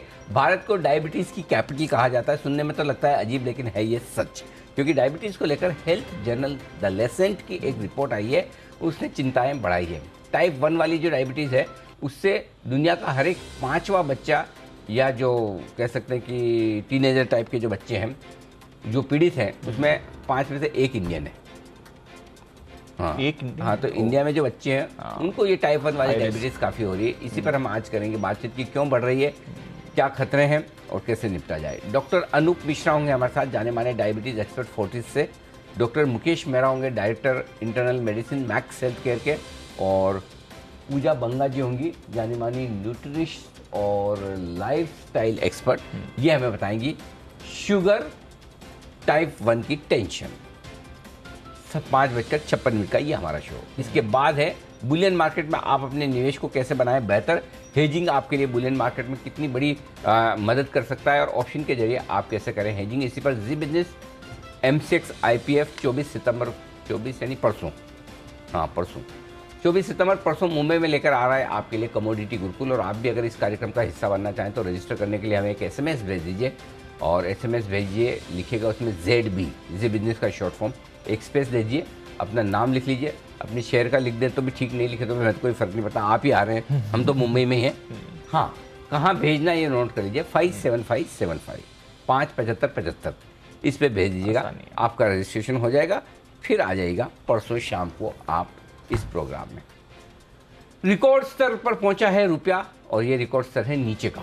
80 से ज़्यादा रुपए देने पड़ रहे हैं $1 के। इंडिया 360 डिग्री में बताएंगे आखिर क्यों आई है रुपए में रिकॉर्ड गिरावट का क्या होगा असर। भागा डॉलर, रुपया चिल्लर। यार ये तो सही में हो गया, ऐसा चिल्लर ही हो गया। भागा डॉलर, रुपया चिल्लर, गजब। ओके, अब ये है अगली स्टोरी जो जय के लिए। आप जिस पैकेज फूड को घर ला रहे हैं वो कितना हेल्दी है बताने के लिए अब स्टार रेटिंग दी जाएगी। फसाई ने एक ड्राफ्ट नोटिफिकेशन जारी किया, उसके मुताबिक हेल्दी फूड को ज़्यादा रेटिंग दी जाएगी, तो जो ऐसा आलतू फालतू जंक फूड है उसको रेटिंग मिलेगी कम। समझाएंगे हम कैसे तय होगी रेटिंग और कब से होंगे लागू। देखिएगा हमारी एक और कवर स्टोरी पैकेज वाला खाना रेटिंग देखकर लाना। यही सुन लीजिएगा, पैकेज वाला खाना रेटिंग देखकर लाना। पैकेज फूड जब भी लाए रेटिंग पर जरूर निगाह डालें। ये है आपके लिए एक और कवर स्टोरी। ठीक है जय, रेडी एकदम? Perfect. Yes yes Anil ji, वो और अनिल जी वो कॉफी, ये दोनों ही मिस नहीं करना है। खाने पीने में तो कहाँ मिस में है, जय के लिए स्टोरी सब वही सबसे बेस्ट है। ओके चलिए, विदा लेने का वक्त है और कल तो वर्ल्ड सिनेमा डे है। यस। ये सारे इतने सिनेमा प्रेमी पहले देखने के अब शौक रखते थे, अब बड़े बड़े अरमान जाग गए, सबके काम करने के भी शौक रखते हैं।